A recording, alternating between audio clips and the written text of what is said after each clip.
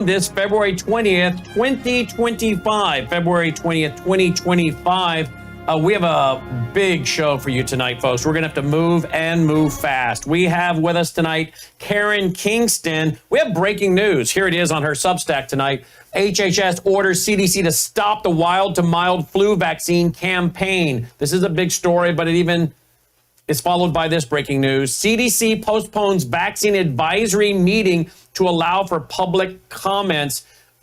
This is, again, breaking news, big news. We will be joined in just 1 minute by Karen Kingston. We're also going to be joined tonight by Shahram Hadian. As many of you know, a disgusting propaganda parade occurred today in Israel. I dealt with it at 1 o'clock Central for radio on our 74 terrestrial stations and here on Worldview Tube with our reporter on the ground in Israel, Aaron. And that was the caskets, 4 caskets paraded by Hamas with propaganda on them and a vile slogan and picture of Benjamin Netanyahu. And apparently Donald Trump saw it and says he doesn't, one source is saying, and been leaked, after he saw it, I don't want to see one building standing in Gaza. We're getting word tonight also that one of the caskets did not have the remains of the mother of those 2 children. That's what we're being told tonight. We'll get to that with Shahram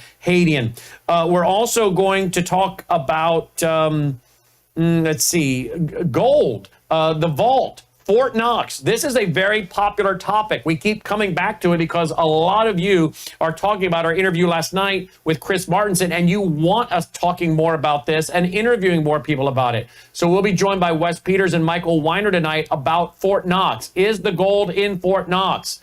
And then we're going to talk about the Federal Reserve. Is Donald Trump building a system to neuter the Federal Reserve and build a system with a cryptocurrency, not central bank dollar, but cryptocurrency with gold backing it? And what about silver? How undervalued is it? And are we actually in a historic situation with what's about to happen with gold and silver? Let's also talk about billions. How about trillions of dollars in fraud and what the new EPA secretary is saying is in one little area, $20 billion they have found in money moved by the Biden regime at the last minute into a bank account, apparently to distribute to NGOs. Who's tied to those NGOs?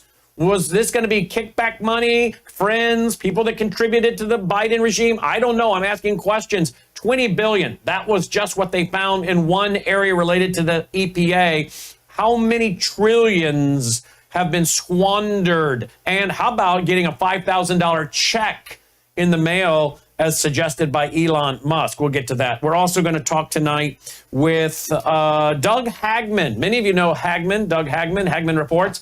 Doug Hagman, good evening, Dolly. Work your way up here. Doug Hagman, he is a private investigator by training. That's what he did for many, many years. Doug is going to join us tonight and talk about what he has now done, which I think is about 300 hours in research on the assassination attempt on Donald Trump. Why he is still very, very concerned for the safety of our president, our vice president, and major government leaders, including the new FBI director as of today, Kash Patel. What do you want? Some business cards? You want one?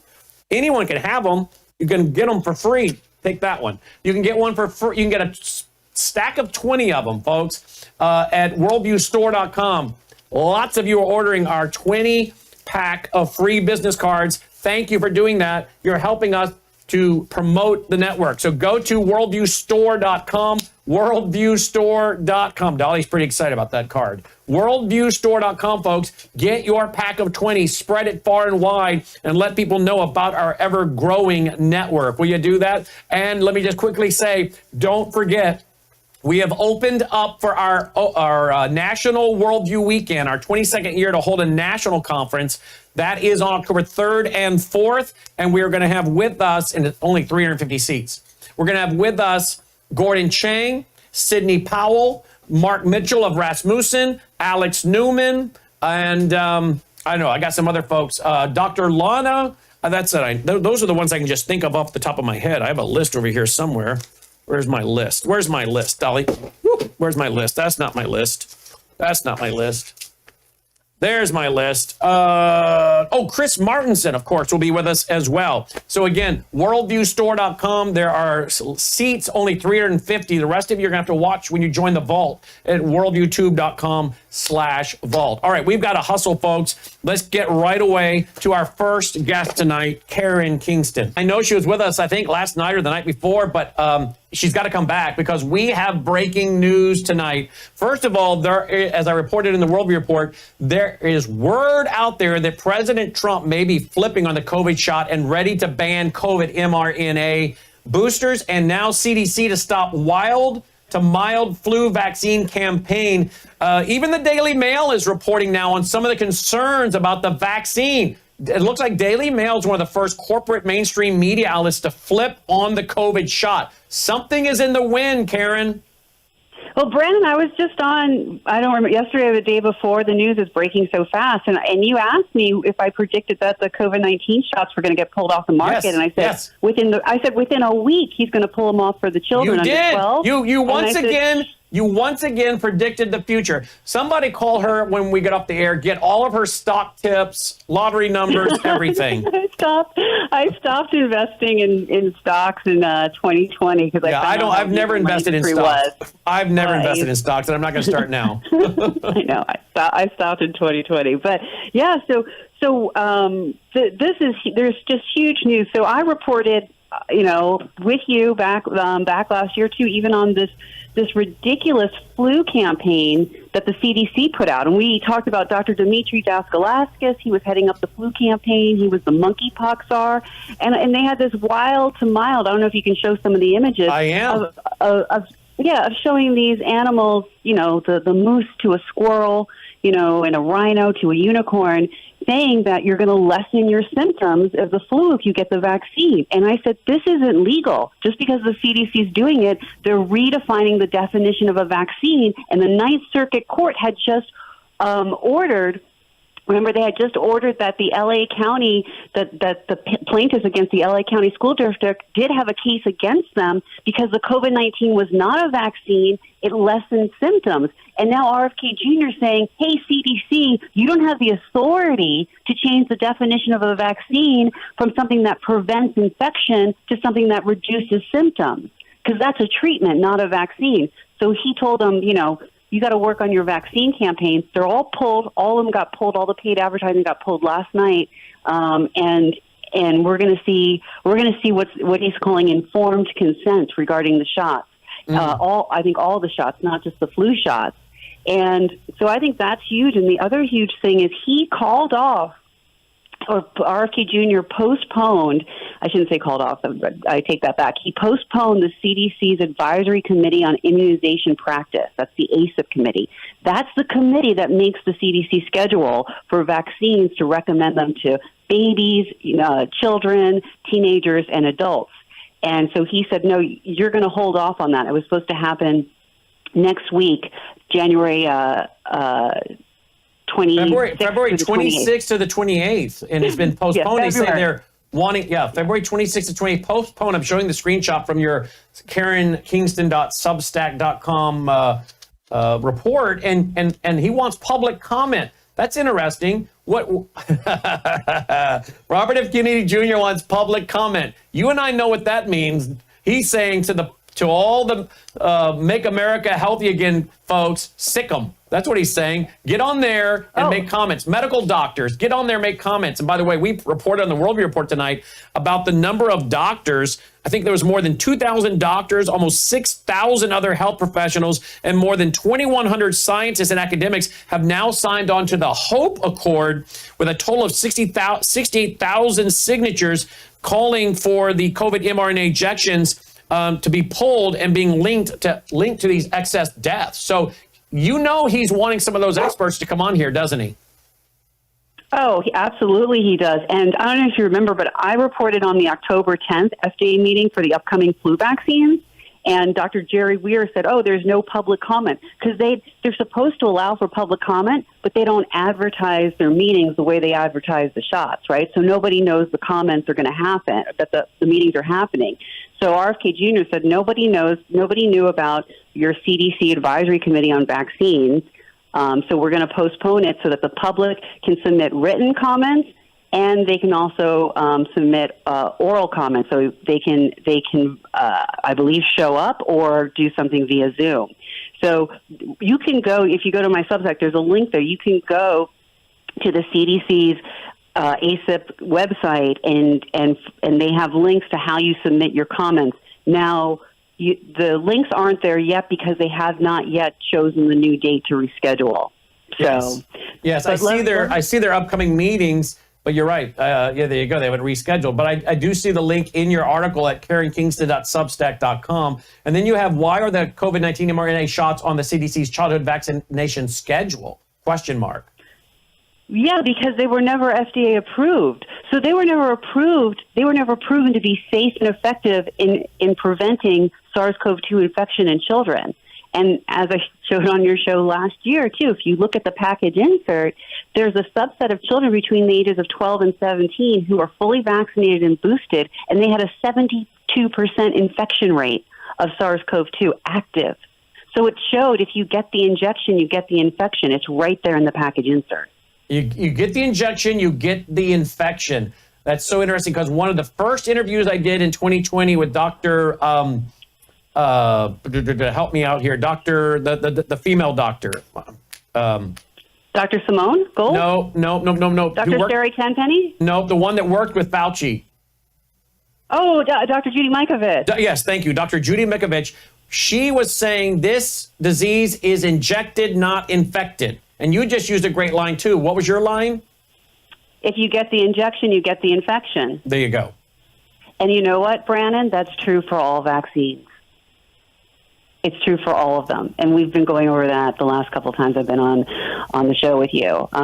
So, like I said, if you get the measles injection, your baby gets the measles injection, nearly 70% get a high fever, and about 10% get a rash. That's the measles. That's what the measles is. So, but I really encourage everyone, who, if you have a child that was injured from the vaccines, or if you have scientific information or clinical analysis that you want to present, this upcoming CDC vaccine advisory meeting, again, this meeting is to put vaccines on the CDC's recommended schedule.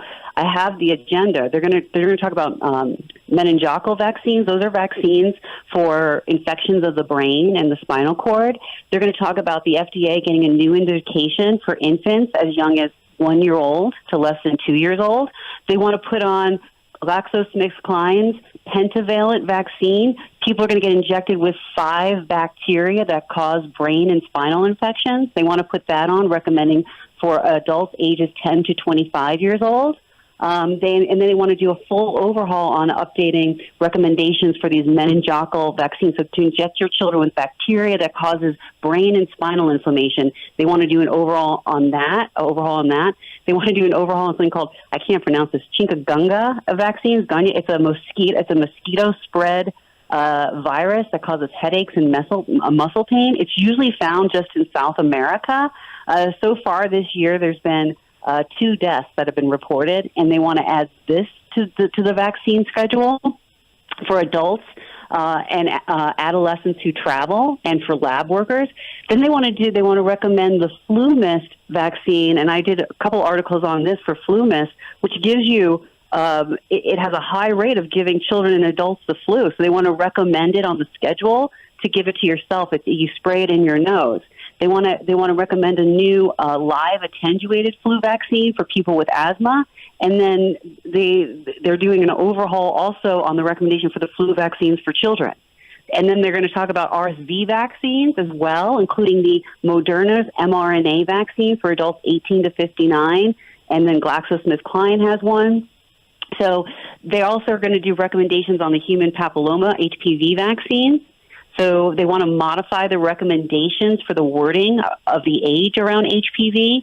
They want to talk about recommending Mpox. We went on this, remember we reviewed this on your show as well, the Mpox vaccine, and we showed the secret military trials, where military, very healthy military men and women were having sudden cardiac events after getting the Mpox vaccine.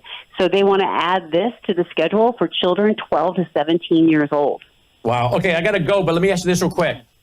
Do you believe, because I'm reading articles over at the Brownstone Institute, I think I linked them over at worldviewreport.com. The Brownstone Institute has an article that is talking about basically they're going to roll out the COVID thing. What they did with COVID, they're going to roll out for bird flu.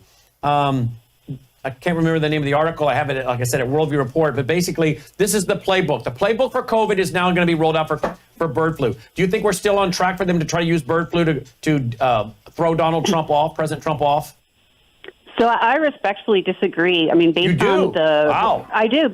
Well, because based on my analysis of the FDA reports and the meetings that I sat in on, like the hours of meetings since October, the bird flu strategy is to wipe out our food supply. Specifically, They want to vaccinate the chickens, and they want to vaccinate the dairy cows.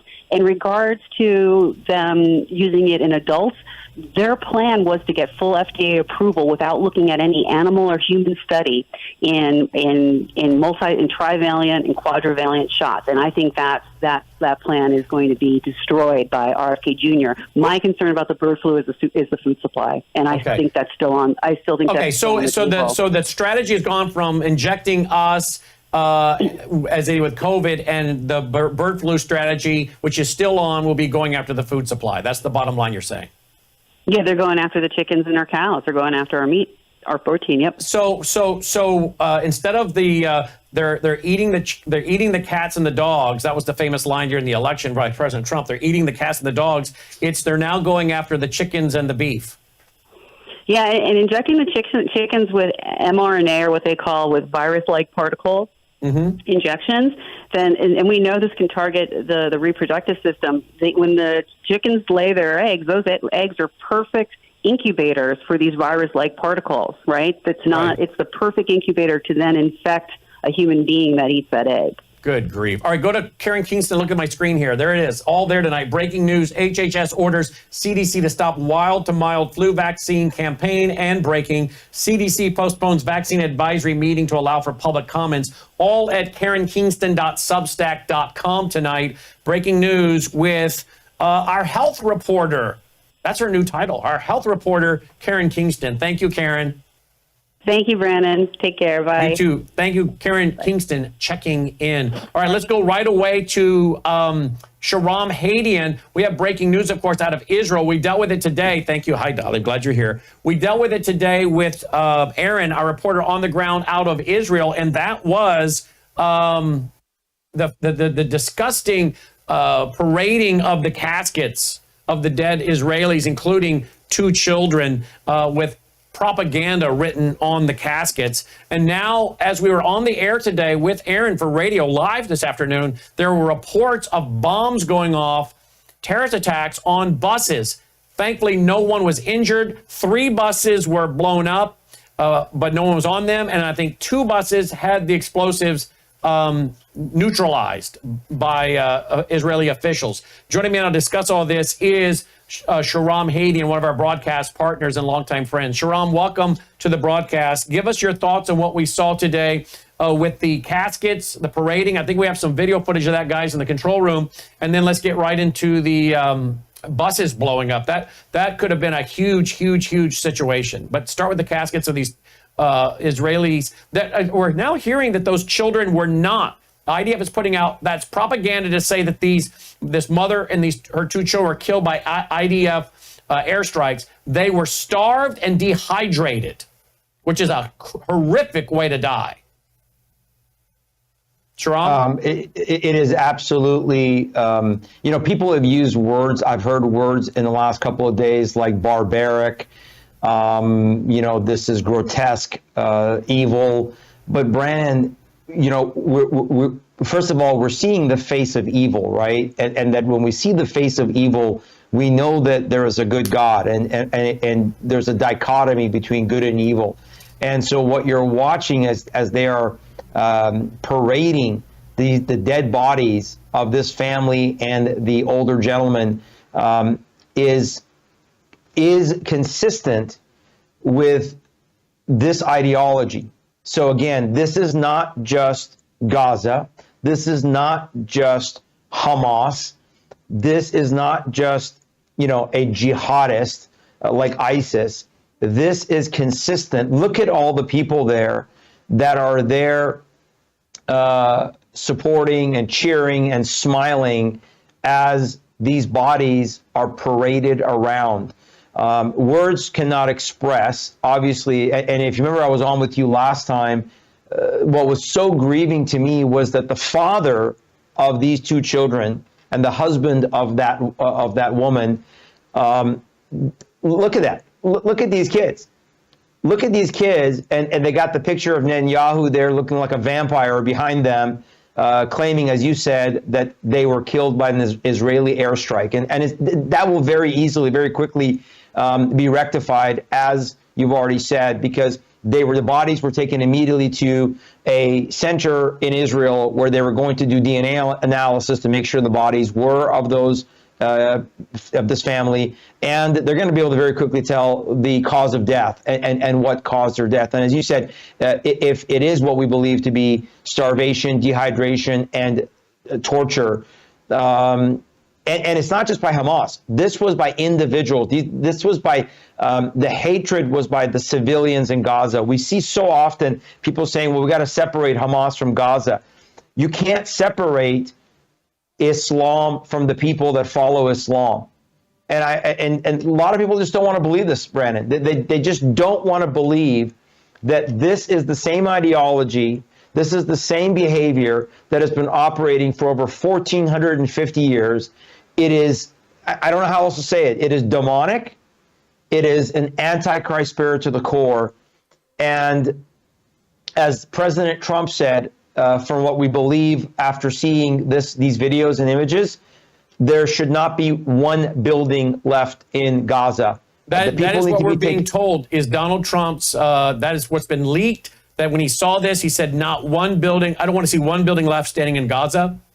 We've been saying that on my radio show for months now, that I don't have the patience for the Palestinians that some people have, and they want to make the case, oh, there are some innocent Palestinians in there. I'm not buying that anymore. I wasn't buying it, not when they elected Hamas, not when they're working with UNRWA, the UN terrorist group, not when they're involved in actually physically kidnapping some of the people out of the kibbutz on October 7th, some of the civilians. I'm not buying this. Oh, but there are some innocent Palestinians in there. I'm not buying it, and I'm sorry if there are. That's the casualties of war. When you hang out with scum, when you hang out with trash, you're going to end up, well, probably not in a good situation. So I'm just sorry. God can sort it out in the next life. That's my situation. I'm saying level it and let God sort it out later. I agree. I agree 100% that there, what I was talking about tonight, I'm going to be on my show live after you and I are on. What I'm talking about is that there is no coexisting with this. You cannot coexist with this spirit. You cannot live side by side. There is no, as you've heard, Palestinian, so-called, again, I say so-called Palestinian because we know there's no such thing as Palestine. As you've heard these Arab Muslims who dominate and these Islamic jihadists who are carrying out this barbarism, which is what, again, has been Islam for 1,450 years. Islam is barbarism. Islam is demonic. Islam is an antichrist spirit. I've said it. I'll keep saying it again. And Brandon, the biggest problem is, brother, the American church, the Christians, the Western, they don't have the stomach. They don't have the stomach to deal with this. And yet, you know what you and I keep hearing? We keep hearing that, there was genocide in Gaza. Listen, you cannot coexist. If your neighbor keeps wanting to shoot guns at your house day in and day out to try to kill you, you cannot, at what point do you say there is no coexisting with that evil? Kibbutz, that kibbutz that was right on the border, listen, folks, I'm not denigrating these people, okay? When I say this, I'm defending them. Those people in that kibbutz on the border of Gaza, many of them were social justice warriors, okay? They were progressives. They were leftists, okay? And they're free to do that. I don't agree with it, but I'm not bemoaning them, okay? I'm defending them. I don't often defend progressives and leftists, but I am defending these because what happened to them should happen to no one, regardless of their political beliefs. But these people, I'm defending them because They were trying, they were misguided, but they were trying to have a interfaith dialogue. They were trying to have coexistence. They were trying to do a kumbaya with the so-called Palestinians. And they literally, as I said on the radio and TV today, they had a slit in the fence. They had a gate.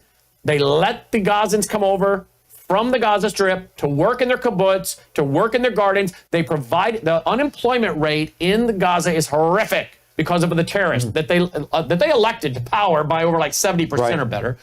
And these Jews were letting them come in there to work on their property and farms and vegetable gardens. They were doing everything they could to say, hey, let's get along, let's be neighbors, let's coexist. And you cannot, as Trump's saying, find common ground and coexistence with people that want to murder you. And they murdered people that were trying to be their friend and employ them and help them. And if you cannot find a two-state solution with people that are trying to help you and employ you and feed you and defend you, that should be proof there is no way a two-state solution works, not until the Antichrist shows up and these people are so spiritually deceived. So the only way a two-state solution works is when it is overcome all these obstacles by a demonic influence of the Antichrist. It's going to be a satanic demonic influence that makes that happen, allows that to happen. Aside from that coming, there's no such thing, and the fact they murdered the leftists in the kibbutz who are trying to do that shows you a two-state solution doesn't work, and these people are dogs, and they should be put down like dogs that they are. It is, because, you know, I've heard people, the expression, right, of those who are in Gaza, people I've heard say over the last few days, they are demons. Well, okay, we know, obviously, that demon possession is real. We know that there are those who are influenced or controlled by a satanic hatred. And as you said, ultimately, it's only that demonic influence. And then also, let's not forget, it's a demonic influence and then God's removal of the restrainer, right? Because then now, because there are you and I and others are on the planet, we're warning about the deception. We're saying don't fall for the interfaith, don't fall for the multi-faith, don't fall for the, oh, we can all kumbaya and live together in peace and harmony. Islam cannot coexist with Christianity, period. Islam cannot coexist with Judaism, period. Never, ever, ever will.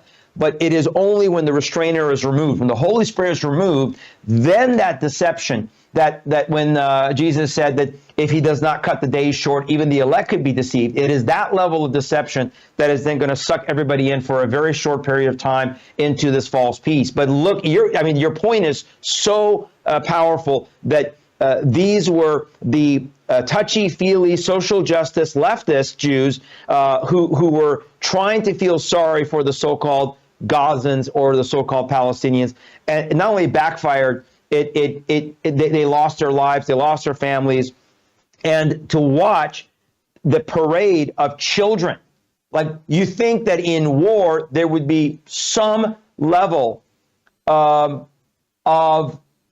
this is something I saw, by the way. Jerusalem Post. This is IDF Jerusalem confirms Post, exactly. The return of Ariel and Kafir, but not the mom. But not, Yeah, not the mom. That's what I was saying, is that they were immediately taken to a facility where they were doing DNA and they were looking at it. So you know that they had things ready to be able to identify these dead bodies that are coming back. Because there's now talk that there's another 4 to 6 that are coming back this weekend, another 4 to 6 dead hostages.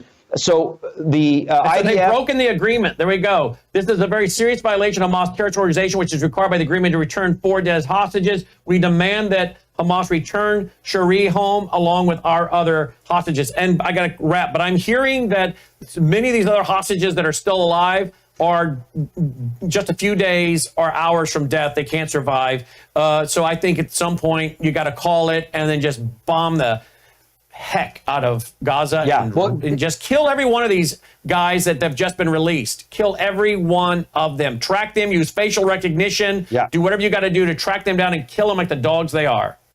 Yeah, and this is the moment, right, where, again, if the Arab world is so concerned, they can have planet, they make them have a little so Libya. Open up, Libya, Egypt to open up or shut up. Open up or shut up. By the way, Brandon, keep an eye on this, because our congressman, I covered this on my show last week, our congressman here in Tennessee, Burchett, was all of a sudden being soft on, well, maybe we can take some of these, quote, Palestinians in. No, heck no. Never, ever, ever. And so, folks in Tennessee, if you're in Tennessee, you contact Tim Burchett's office, Congressman Tim Burchett, and you tell him we're not going to take one single, quote, Palestinian refugee into this nation. Never, ever, ever. Never. Because it is a disaster. TILministry.com, TILministry.com. Thank you, Sharam. Joining me now is Wes Peters and Michael Weiner. Let's talk about the currency war, gold, silver. Let's talk about fraud, massive fraud in the tune of perhaps trillions of dollars.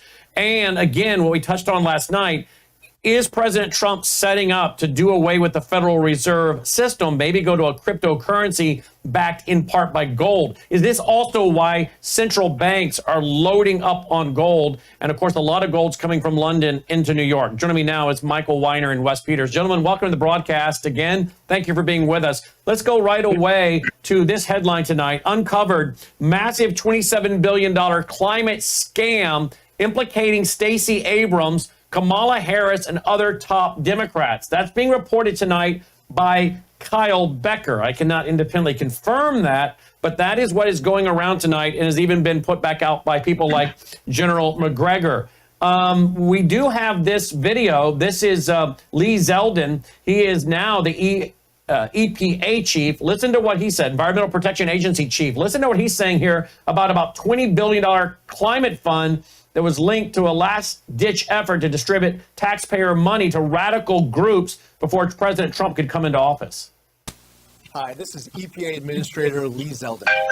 One of my very top priorities at EPA is to be an excellent steward of your hard-earned tax dollars. There will be zero tolerance of any waste and abuse. An extremely disturbing video circulated 2 months ago featuring a Biden EPA political appointee talking about how they were tossing gold bars off the Titanic, rushing to get billions of your tax dollars out the door before Inauguration Day.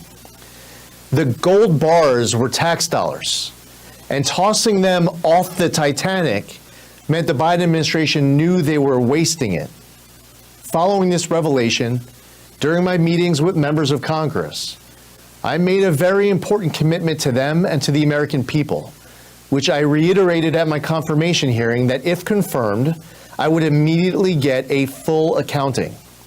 Fortunately, my awesome team at EPA has found the gold bars. Shockingly, roughly 20 billion of your tax dollars were parked at an outside financial institution by the Biden EPA. This scheme was the first of its kind in EPA history, and it was purposefully designed to obligate all of the money in a rush job with reduced oversight. Even further, this pot of $20 billion was awarded to just 8 entities that were then responsible for doling out your money to NGOs and others at their discretion with far less transparency. Just under $7 billion was sent to one entity called the Climate United Fund. I'm sure you and I now have some of the same questions. How do these organizations decide how to allocate funding? How much money have they given out so far and to whom? Are there any former Biden EPA staffers who are now working at these entities? Let me make one thing abundantly clear. At this point, there is zero reason to suspect any wrongdoing by the bank. Here's my position as EPA administrator.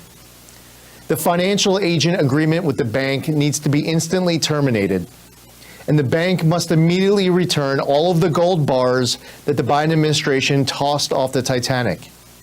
EPA needs to reassume responsibility for all of these funds. We will review every penny that has gone out the door. I will be referring this matter to the Inspector General's office, and will work with the Justice Department as well. The days of irresponsibly shoveling boatloads of cash to far-left activist groups in the name of environmental justice and climate equity are over. The American public deserves a more transparent and accountable government than what transpired these past 4 years. We take our obligations under the law as seriously as it gets. I've directed my team to find your gold bars, and they found them. Now we will get them back inside of control of government as we pursue next steps. As President Trump has vowed, we are going to usher in a new golden age of American success for the citizens of every race, religion, color, and creed. All right, guys, if that's just 20 billion there they found, Wes, how much more is there? There's got to be other agencies and billions in dollars, and you know there has to be some kickback. You wouldn't just push 20 billion out the door without someone getting a benefit from it, would you, Wes? Billions and billions of dollars that are still out there unaccounted for, Brandon. And when Trump was running for his first term, remember, it was drain the swamp. Well, I think this term, his slogan is expose the swamp and get people, even liberals, people on the left, to understand the waste and corruption that has gone on in government forever by both parties. And by exposing this, this should infuriate, whether you're a conservative or a liberal, the way that they waste our money and get their kickbacks. Look at all these politicians that get into office that aren't even millionaires. And by the time they're done and get out of politics, they're multimillionaires on the salaries they have. There's no way that can happen other than the kickbacks they get and the insider trading that they, give this information to family members, spouses, so they can make these trades and make a fortune for themselves. So it's about time. Donald Trump is going to expose Washington this time, and hopefully they can actually hold some people accountable. Because this money trail should lead back to these politicians, to many of them anyway. So I'm anxious to see where this actually ends up and where it leads. We're also hearing Michael Weiner from, I think it was President Trump's Commerce Secretary, saying that President Trump does intend to eliminate the IRS. We're now finding out trillions and trillions of dollars in waste. I mean, it's not going to be long before, what is it we bring in? I looked up the other night in taxes, about $5 trillion a year come in with taxes. It's not going to be very long before we've documented the waste at over $5 trillion, which means there's no reason to tax the American people. Michael? Well, let me just put it to you this way, that I think the lot losses are going to be in the trillions that have been taken from us. Being that I'm older than dirt, as you say, Brandon, at the end of the day, we've all been waiting. Everybody talks. I don't care if you're a Democrat or Republican, as long as you're not a crazy Democrat, where you sit back and talk about the fact of why they and how they waste money all the time. And now we are finding it out, and it's shocking. It's overwhelmingly shocking. I think EPA is peanuts in comparison to where money is going to be. Just the amount it's just astounding. And the billions add up to trillions. And I think that a lot of this could legitimately be ushered into other ways to direct and gain dollars than taxing people. And I think more responsibility will give us the ability to do that. Now, what Trump is referring to is different ways of collecting dollars rather than going directly into the American people's pocketbook. I'm yet to see the whole plan. All right, let's talk about that. The plan. Exactly. A sovereign wealth fund, tariffs. Tell me, Michael, what do you think about a sovereign wealth fund? And we played the clip last night of President Trump sitting at the Resolute desk, signing an executive order for that. What are your thoughts on this sovereign wealth plan? I think it's an excellent idea. I think the sovereign wealth plan is a way for there's no reason that a government can't make money. Okay, there's absolutely no reason for it. As a matter of fact, giving an example of what Basant said when he talked about the gold situation. Some of the numbers are wrong that people are talking about it because it's actually almost $1 trillion. He wanted to reprice the gold that we have and talk about legitimately pricing it at today's value, which would be great for the gold market because it would give us a floor because they were pricing it at $42 an ounce. But then Doge came along and said, hey, wait a minute, if we're going to take advantage of those values, let's do an audit. And that's what the audit would bring about. The last amount of gold that was supposedly at Fort Knox in just 1967 was approximately 147 million 47 million ounces of gold and another 157 million being held by Treasury, which totals almost 300 million ounces of gold, which adds up to a total of almost $1 trillion, which they were going to put against in our net worth, which is like our sovereign wealth. And now they're auditing it. So it's going to get interesting. Basant believes it's there. Trump doesn't believe it's there. I hope they're both right, wrong. One is Trump is wrong and Basant's right. But either way, it's a win for the gold market. But there's other ways for the government to make. Do you think it's there? Do you think it's there, Michael? Brandon, if somebody said to you, hey, Brandon, let's audit everything on your desk right now, you'd say, no problem, I'll do it.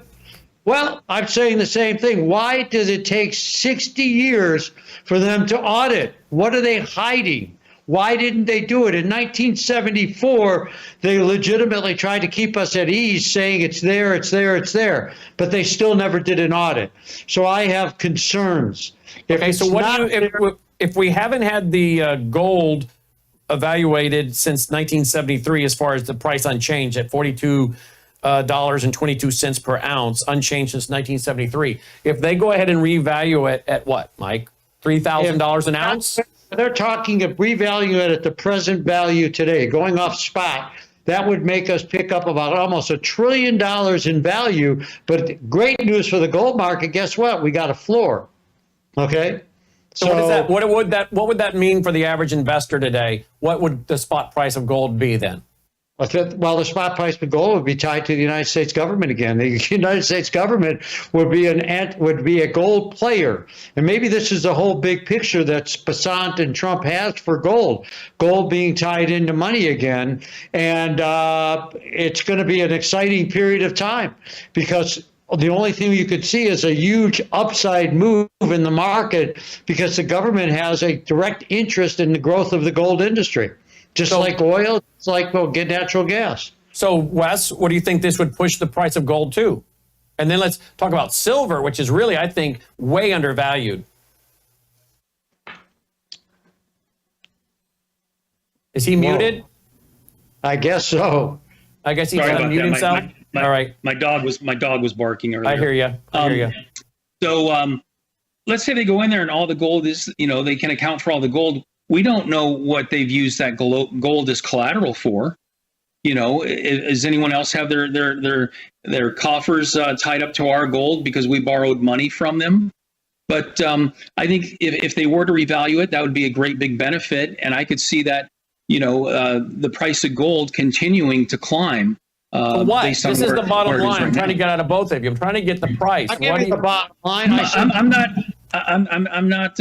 I don't have a crystal ball, Brandon. I know, but what do you think? If you had to guess, I mean, I still think we could see gold going to potentially $5,000, $6,000 an ounce here at some point. It's total speculation. I have no idea. I know it's going higher, but to say 10,000, 12,000. I mean, I don't know. Mike has an opinion on that, but again, I always try to be more conservative. We're knocking on the door of 3,000 right now.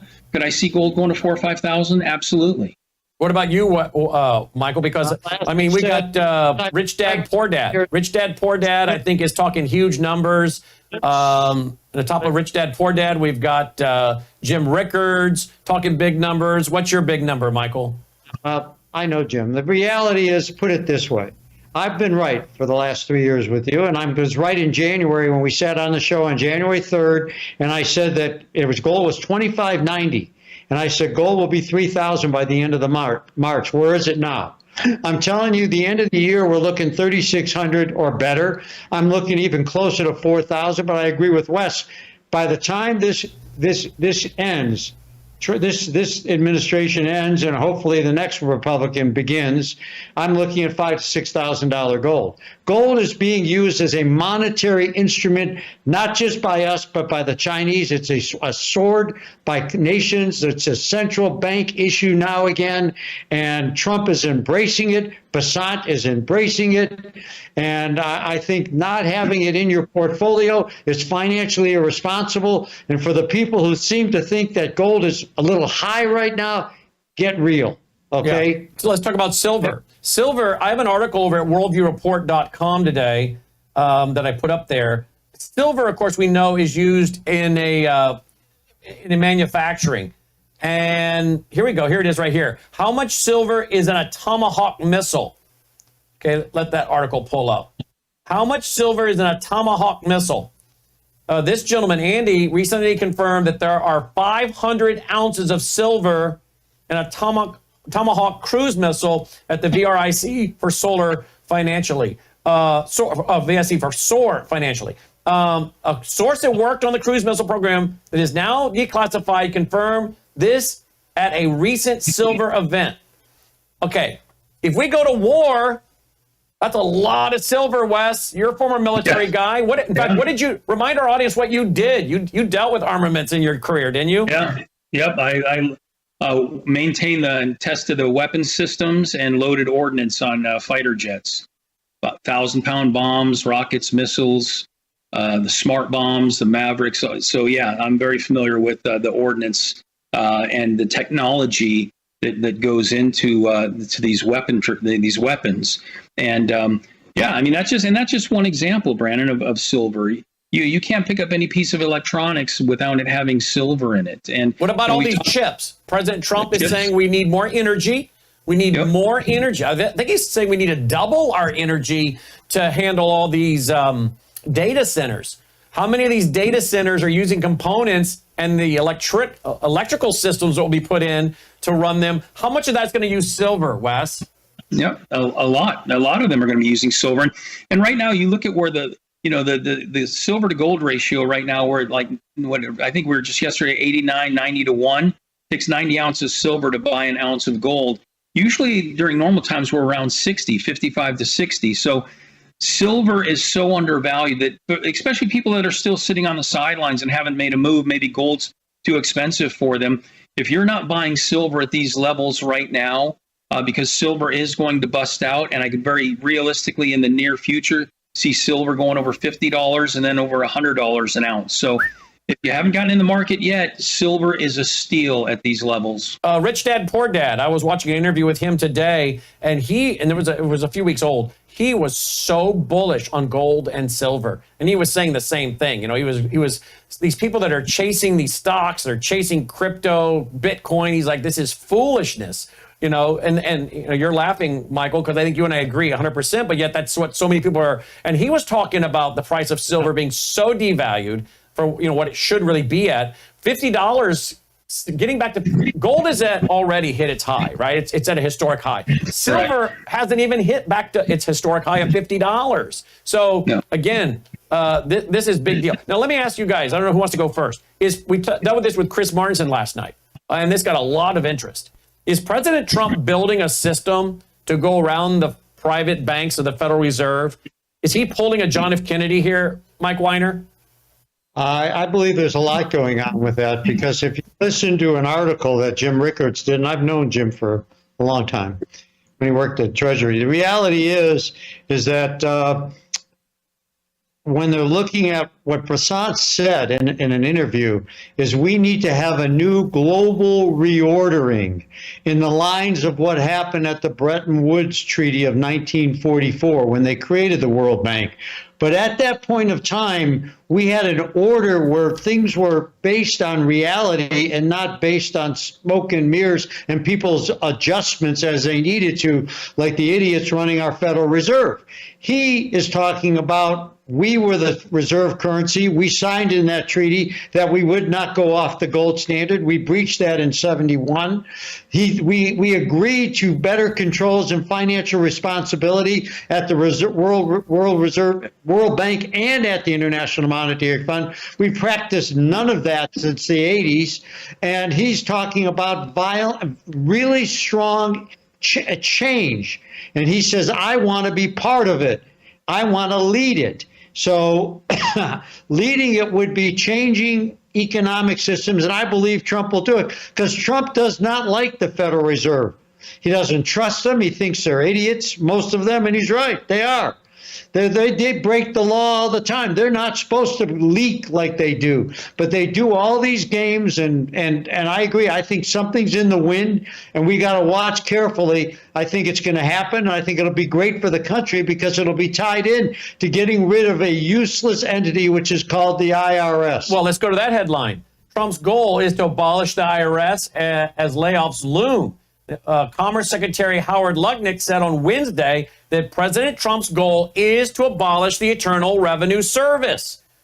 Think about it, Donald Trump announces the External Revenue Service, and his goal is very simple. His goal is to abolish the Internal Revenue Service and let the outsiders pay, in quote. That's what Lutnick told Jesse Waters. Wes, can you imagine how this would unleash our economy, the entrepreneurs? I mean, we could grow. If we weren't paying the stupid taxes we have to pay, we could unleash Worldview 2 because the money we spend on giving to the government, which they send for condoms in Gaza or LGBT programs and some other third world trash bin, we could spend actually growing our business and hiring more Americans to produce more products. Right. Exactly. And look at the Biden administration, Brandon. They wanted to hire they hired 87,000 gun-toting IRS agents. And I believe just today it went into effect that the Trump administration downsized 6,700 IRS agents today. And doing away with the IRS, he would be doing all of us a big favor here in the United States. And the way he's talking about doing it is through the tariffs. There are a lot of industries like the cruise line industry and alcohol coming from other countries. There are a lot of places where that they could use these tariffs on these sectors that are paying no taxes. And they're talking about bringing in like $700 billion a year just in tariffs alone. And the more government we can get out of our hair, out of our pocketbooks, I think the better we're going to be. And even rather than just going to a flat tax, if there's a way for them to completely get rid of the IRS, sign me up. I'm all for it. Yeah, absolutely. Unleash the power. I think there's a lot to say with what Trump is trying to say is we're an entrepreneurial nation. We were built on our ability to generate and build. Go West, young man, as Horatio Alger said. Build what you want, make money, explore and excite, and extremely go after excellence. Well, guess what? Why can't the United States make money? That's what Trump is saying. We're made up of a whole country of people making money. We're capitalists. Why can't we make money? Why can't the government actually make money? That's what he was talking about with Gaza, and that's what he's talking about here. We could generate enough opportunity for our nation that we can make money on our money and not need to tax ourselves. And I agree with that. Yep. Why not? Yep, why not? Here's an article. Trump floats idea to give Americans 20% of savings from the Doge cost cutting. So basically, $5,000 checks to U.S. households if these targets are met. What do you think of that, Wes? Well, I'm all for giving more money to the American people. Obviously, you give it to them. Many of them are going to spend it and put it back out into the economy and help small businesses and get the money out into the system. So that's good. But you've got people on the other side of the fence arguing that no, anything that's found from waste and corruption needs to go to the paying down our debt. And I get both sides of it, but I still think if they give that money to the American people, since it was our money to begin with, that's right. I think that's going to spur the economy. Yeah, Absolutely. I agree. No, don't give it to the government. They've overtaxed us. They've spent it and sent it all over the globe. It belongs to the American people. Screw the government. Better, and reality is, I'm all for future generations, but I get tired of people saying, well, I'm worried about my kids and grandkids. You know what? My kids and grandkids haven't paid in the amount of taxes I have. So again, it's about me right now. It's about you right now, right? We can worry about the kids and grandkids after they've paid in all the taxes we've paid in. They haven't. So it's about you and me and who've paid in right now. So I'm not worried about my kids and grandkids. That sounds selfish, but it's also called self-preservation, because if my kids and grandkids want to inherit anything, the old man needs to get back all the money the federal government has stolen and squandered for all the freaks and queers and terrorists. What I say to the politicians, some of them are coming out here saying, no, this is great, we're going to get this money back, but we should all just put it towards the debt. My position is, if I go into a store and I'm wrongfully charged for something, they give me a refund. I think the United States people, these people of the United States of America, if this is what's going on and we're all getting sicker and sicker every day, we deserve a refund. Whatever that amount is, we should relish it because we deserve it. They have taken advantage of us. They've taken my money. They've taken your money, Brandon. They've taken Wes's. They've taken members of Worldview. They've taken little guys who are street sweepers in Pennsylvania and guys that are gas station attendants in Oklahoma. They've taken their money and they need a refund. They Not need to mention the hidden cost of inflation, which we all know is a hidden tax. Okay. Exactly. All right. Let me go to this one before I wrap. Better Markets CEO now predicts a financial crash worse than 2008. Do you give any credibility to that, Wes?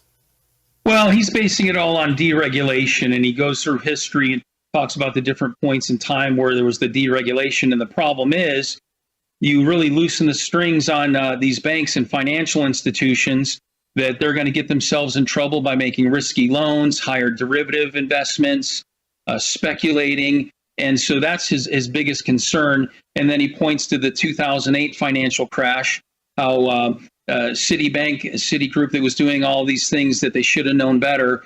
Not only did they not get in trouble, but they got bailed out by the taxpayers.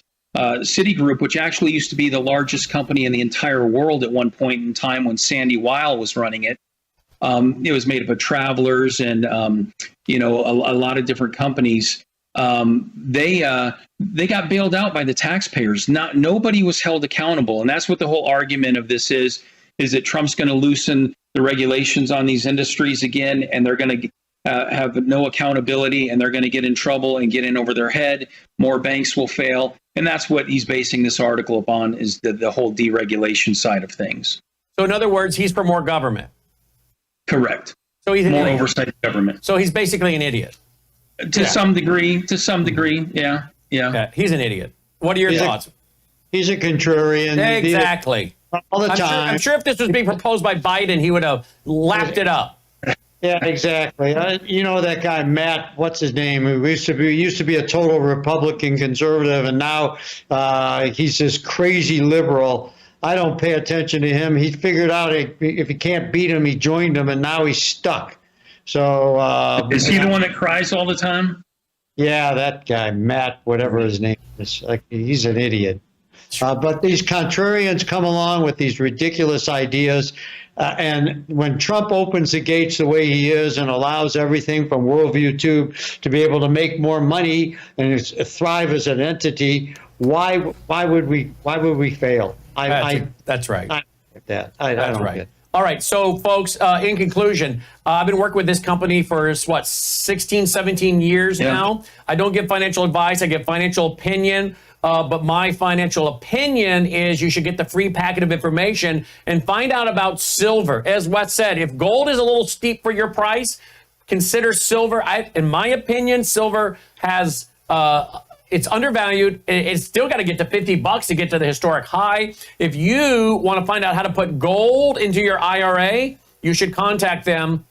Actually, the physical gold is held in a depository in Delaware. And at some point, if you want to take possession, you can pay the tax on it and take possession. But again, you're then invested in a hard asset with gold in your IRA, something started by another president, Ronald Reagan. So get the free packet, 602-558-8585, 602. Tell you what, it's my opinion. Those of you that can respond and don't respond, a year, 2, 3 years from now, you're going to find out you missed out, in my opinion, on an opportunity to make a lot of money. Gold and silver is generally not about making money. It is about a hedge against inflation. But I think, gentlemen, this will have each of you comment, we'll wrap. I think we're in a unique historic position where we never really talked about making money on gold and silver, because that isn't why you invest in gold and silver. It's a hedge against inflation, to preserve your purchasing power, putting a percentage of your assets into that as a insurance policy, right? But my gut's telling me this is going to be the cryptocurrency, Bitcoin, what's that other chip company, Logan? NVIDIA. This is like an NVIDIA opportunity where you're going to say, oh, if I'd only gotten in on the ground floor of that. I think that's where we're at right now. And those who don't get into gold and silver, because we know Trump is huge on gold. I read old articles where Trump used to take rent in physical gold. He was happy to have your gold, right? The man has everything draped in gold. Have you not seen his homes? So you got perhaps the most pro-gold president since Andrew Jackson. Since Andrew Jackson, right? Quit it, Dolly. Since Andrew Jackson. So I think people are going to really find out they're missing out on an amazing opportunity here. What are your thoughts? Well, the treasurer, Scott Bessent, has already stated his largest holdings that he has in his company is in gold, and that's our Secretary of the Treasury. So he also stated he's looking for a huge movements in gold. He's a very positive person on it. So what better thing between him and Trump? And I agree with something else. If we think about this, if we do get rid of the IRS, we could talk about this in the future. What's going to happen to the IRA business? There's going to be a whole new entity of IRAs, and gold being involved with it is going to be extremely important. Free packet 602-558-8585, 602-558-8585. Dolly is very distressed. The cleaner just arrived to clean the boys' bathrooms, and she does not like the cleaner because she hates vacuum cleaners. She hates brooms. She hates mops. She's very stressed out. But you know what, folks? I'm not cleaning that bathroom. There is no way I'm cleaning the boys' bathroom. You bet I hire someone, and I'm certainly not letting Miss Melissa clean that bathroom.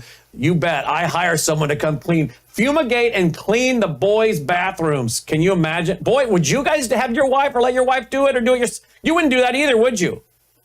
No. No. But Dolly does not like it when the cleaner shows up every 2 weeks. She does not like it. They should show up every 2 days with as much as those boys go in there. I don't know if they're eating a lot of Taco Bell or what they're doing, but we will go there. We won't go there, will we?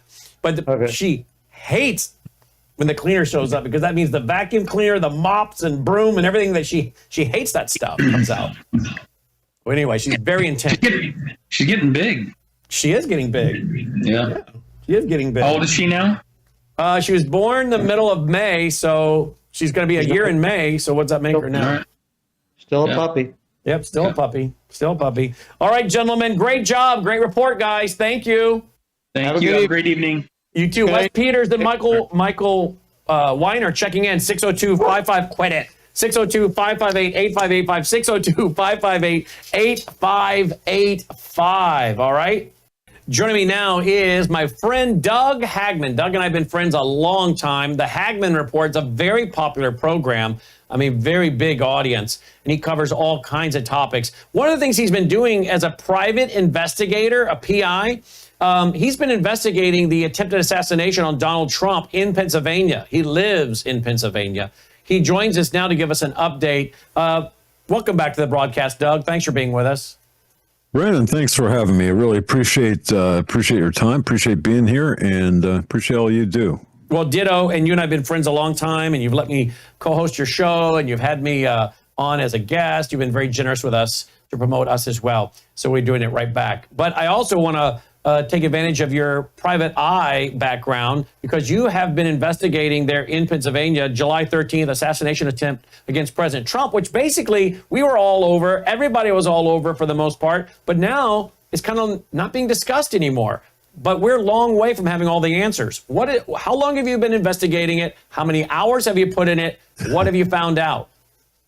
Well, it's interesting. You asked that question. How many hours? Right now, we've exceeded over 300 man hours of investigation. We were assigned this case, or we were asked to investigate certain aspects of this particular event. A couple of weeks within 2.5 weeks after the occurrence. Okay. And the amount of effort, time that has gone into this has just been incredible. As I said, over 300 man hours. Upon the assignment, I gathered a team of 6 investigators plus myself.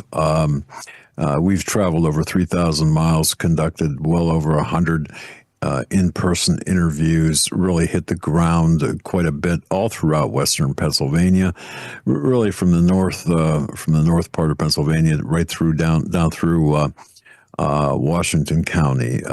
So it's really been an in-depth investigation, and we've also used. This is something I'm not sure if. I'm not sure how. We're also using electronic data investigative services. In other words, people might recall that the Heritage Foundation used geofencing. Well, for example, to identify somebody who was at an FBI office and associated with crooks, supposedly. Okay, and that's a broad brush statement, but the people that know will know about that. We have that same capability and have been using that same capability. But the fact is, we have so much data and we've developed so much data that it is taking us a tremendously long time to really collate and to identify without any doubt whatsoever the identities of devices and then match those to individuals associated with Thomas Crooks. I'm going to give you the bottom line up front, Brandon, just from an investigative standpoint. I've been doing this almost 40 years, which is just hard to believe. Investigated quite a few homicides. I've worked as an operational and informational asset for the Department of Justice and the FBI. Don't shoot me. Okay, that was back in the 90s. So I've developed some contacts, and I also have been able to identify certain things within cases. In this particular case, the bottom line up front is, based on the results of our investigation that we can and have offered our client, it does not appear that Thomas Matthew Crooks, acted alone, that he in fact had handlers, and that's plural, at least one, but based on, again, our investigation, more than one. The interesting part of this is, in addition to his handlers, before the July 13th, 2024 attempted assassination, is that these individuals, how can I put this? I want to be very careful. Right. Okay. They're still out there and they're still active. And when I say active, I'm talking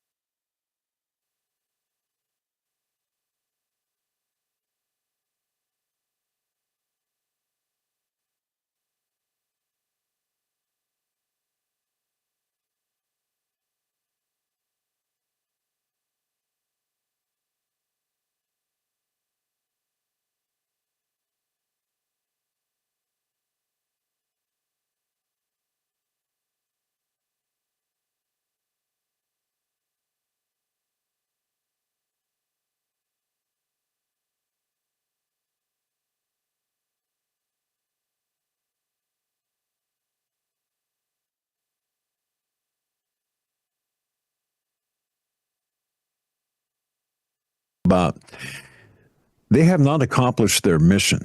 You know, it's not like Thomas Matthew Crooks woke up one day and said, you know what, I think this might be a good idea. He planned for quite some time, 43 visits to a gun range. And I can tell you this, he was not there, based on our findings, and everything that I've been able to, we've been able to put together. He didn't. At times, he was not there by himself. He seems to have been instructed. He had, again, handlers, plural, and those handlers are still out there. And there is there is a connection here, Brandon, I believe, to the intelligence community of the United States. And here's something that I'm not sure if you and I spoke about this on air, off air, if ever. Jack Posobiec, Jack Posobiec wrote a book with Joshua Lysick. Right. And that came out, I don't know when that came out. But anyway, recently.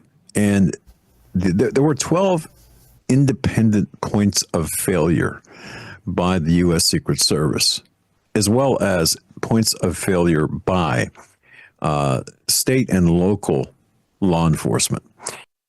You take all 12 points of failure independent of one another, and then you add in the presence of a young man, Thomas Matthew Crooks, at that location with the intent to shoot and kill the presumptive nominee, President Trump, as well as, just those 12 and Crooks. The odds of that happening, and this is based on mathematical calculation, and I'm citing this from Jack Posobiec and Josh Lysick's book, Bulletproof. The odds of that happening is 1 in 1 septillion. Wow. Okay, so that alone should really awaken people. Now, again, the book, which I bought a copy and I read through it, everything it's accurate in terms of the information presented. So I guess what I'm saying is, even when you consider the events of that day, you've got to really take into account the massive intelligence community failures, the massive failures by the U.S. Secret Service. But are these really failures, or were they features? Right. And I believe we're pointing to features. And again, the networks that were out there are still out there. And then 64 days later, of course, you had that attempted assassination of President Trump at in Florida. Exactly. Thank you. So, excuse me. So when you add all of that up, you have this absolute push toward eradicating President Trump, J.D. Vance, and that's a different story. But and anyone associated within his inner circle, it is that desperate. Now, today, with the nomination, their confirmation of Kash Patel as FBI director, Brandon, I believe this is going to shake the tree loose a lot more than it has been, because I do believe the FBI has been sitting on mountains of evidence to prove everything from the inside, to prove everything that I just stated. And the fact that that this network and networks, in addition to this, which is again based on what I've seen from the geofencing, if you want to call it that, or the electronic investigation, there's more than one network in addition to the network in Butler. And when I say network, I'm talking about a collection or group of people. Do you think it's global? Do you think the network, the people working together are global? I think they have global ties, and we looked into this as best we could, given the limitations, of course, of our own capabilities. So, yes, I think that they're global ties, but I think there's also, and I want to be, again, very, very specific about this. I think when you hear, for example, Iran, they want to kill the president in retaliation for that assassination, I think we need to exercise caution. If something like that is attempted, and they meaning the media or the administrative state says, you know what, it's Iran, we could trace it to Iran, we might want to take a second or third look at that, because the misattribution in cases like that, it would be significant, much like Kennedy and the Cubans or the Russians, Bay of Pigs, that that kind of same situation. So I would say the threat right now is from within, and the game changer, I'm telling you right now, and I've seen, I can't be very specific, but as of yesterday, I was on the phone with, early this morning, I was on the phone with with somebody from a major newspaper. I mean, a major newspaper. And that call was interrupted by someone saying, "Hey, something happened," and then this reporter described what happened, and it has to do with an FBI contact informant, and I'll just leave it right there. And the discussion after that was, well, it appears this person did this or that, and I can't be specific, and I apologize for that, because of the nomination or the confirmation of Kash Patel. Having said that, I believe we are going to see at some point, given President Trump's absolute desire to have the entire story of this and other mysteries, RFK, MLK, and so on, JFK, revealed. I believe this is part of that, and I think we are, and of course, it's very personal. So I think that we're going to see a lot of information drop, maybe not right away, but within the coming months. I would keep a very close eye on it. Well, look at this. This is an article from Daily Beast. Not always a site I want to, give credibility to, but Trump used decoy plane after Iran assassination threat. This was back in February 9th, 2025. So, last few days. Iran's threat to assassinate President Trump during the 2024 campaign led his team to take extreme precautions, which included riding on a decoy plane, throw off would-be pursuers. I guess there was concern that Trump Force One might make him an easy target during takeoff or landing, and concerns grew, of course. And of course, we've been saying here in our radio show and TV show our concerns about like a surface-to-air missile. Remember when there were those 5,000 Russian-made man pads floating all over Venezuela and them getting into the U.S.? So I guess what I'm kind of hearing you say is the American people should know this threat against President Trump is by far from over and maybe be even intensifying, particularly as he goes after the Fed. Because, let's swerve into another topic. I think he's looking to build a cryptocurrency to do away with Federal Reserve notes. I think he is looking to audit Fort Knox. I think he's looking to get rid of the IRS. I mean, this guy is dismantling the deep state. Will you comment on that? Because that only sets him up in more danger, like JFK, President Kennedy. You and I spoke earlier today, and you're exactly correct. I've never seen, and I don't think you have either, in our lifetimes, what is taking place today. No. This is, regardless of your political leanings, you've got to recognize the fact that President Trump right now is uncovering and plans to uncover massive theft from the American people, massive criminality.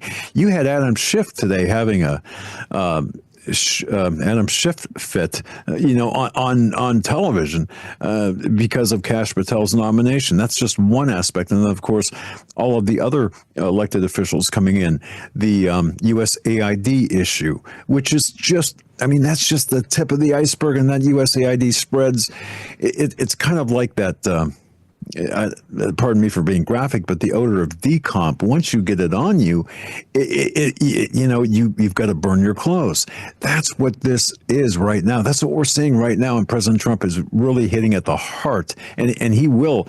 I absolutely believe, just from what I'm hearing in the background, I absolutely believe that President Trump will be auditing Fort Knox and the Fed, and one more. What do you think we're going to find? What do you think's going on? If you had to guess, is the gold at Fort Knox or not? Yeah, you know what? I don't know. 50 years ago, they audited one room and said, "Oh, everything's fine. It's all there." And I think that took 5 years. I'm not sure the exact, but look, I don't know. If I had to guess, if I would say, from what we've seen, chances are we might turn up a little short. Okay, Yeah. but I don't know. What do you think they'll find if they audit the Fed? They actually audit the books of the Federal Reserve. What do you think they're going to find, Doug? An unsustainable. Unsustainability. I don't know how else to describe it. The Fed is nothing more than obviously a pyramid scheme. It's really it's a sewage pit of criminality. Do you think they would find ill-gotten gains, money that the Fed? So you believe the Fed has probably gobbled up money that it was never entitled to? I look at the Fed as I would look at. Any other criminal enterprise. It's a private corporation. Obviously, a lot of people still to this day don't know that. It's privately held and owned. You've got a lot of graft going through this. You've got a lot of theft of American dollars. I mean, just by virtue of its existence, you have theft. So, I mean, the fact that we are trading pieces of paper that have really no backing with the exception of American military might, if that, it used to be the petrodollar after it was the backed by gold. But now, really, the petrodollar, what is that? Is that even a thing anymore? I don't think so. Yeah, is it a thing anymore when Saudi Arabia, is really cutting a deal with BRICS, the Brazil, Russia, India, China, South Africa, and of course, Biden took the Patriot missiles out of Saudi Arabia, which was part of the deal when Nixon closed the gold window and got them to trade all the world market a few years later, was that we would protect them. Then Biden pulls out the Patriot missiles, and it seems like Russia went rushing in to offer security to them, which again, of course, bingo, now they're starting to talk BRICS. So what is our dollar even backed by anymore? And I think President Trump knows. I think President Trump knows if he doesn't do what he's doing now, they're going to collapse this whole thing on his watch. Would you think do you think, in other words, they set me up with COVID, which, by the way, now he's looking to completely reject the COVID shots, which is very interesting. They set me up with COVID. They set me up with prosecution. They set me up to be assassinated. Now, how else might they set me up? Well, maybe they'll set me up by collapsing the whole system on my watch. So is he building a life raft for America because he realizes if he just goes along with this for his term, at some point they're going to collapse it on his watch, and he won't go down in history very well? Well, I think really, rather than a question, I think that was a perfect statement. I do believe that President Trump is doing all of that because, look, this would be his last term. Wink, wink, nod, nod. Last term as president, and what's he have to lose at this point? They couldn't get him on criminal charges. The bogus criminal charges. They didn't kill him. They've tried everything else. And even if he were to attempt to appease his enemies are still going to try to kill him, make him irrelevant, and push him into the dust heap of history. So what he's doing right now is if you've noticed, the first, what are we, a month today, I guess, into the 4 weeks into his presidency, and look how the world, not just the U.S., but the world has changed. So I think he's everything he's got, he's putting into changing America and the fight, the pushback. Let's not ignore that, because what we're seeing we have several investigators are active in almost anarchist message boards that we monitor, we surveil. And we used to do that with Islamic terrorist or Arabic language message boards. But now that there's this underground and undercurrent of these, we are going to, for example, on the February 28th, we're not going to buy anything at all. It's going to be an economic boycott. But then there are subsections of those where it's more, hey, you know what, we can we can put the hurt on certain people or things or events. Let's try to disrupt this event or that event. Let's try Is there to physical violence? Is there physical violence being plotted? You've got this would be like a virtual anarchist cookbook in a sense, minus the instructions to build So are you bombs and stuff. saying America should not be shocked? Americans should not be shocked if some of these communist anarchist groups do violence in the U.S.? I would say they should be shocked if they don't. Because that means that Kash Patel, is successfully infiltrated. But yes, I would.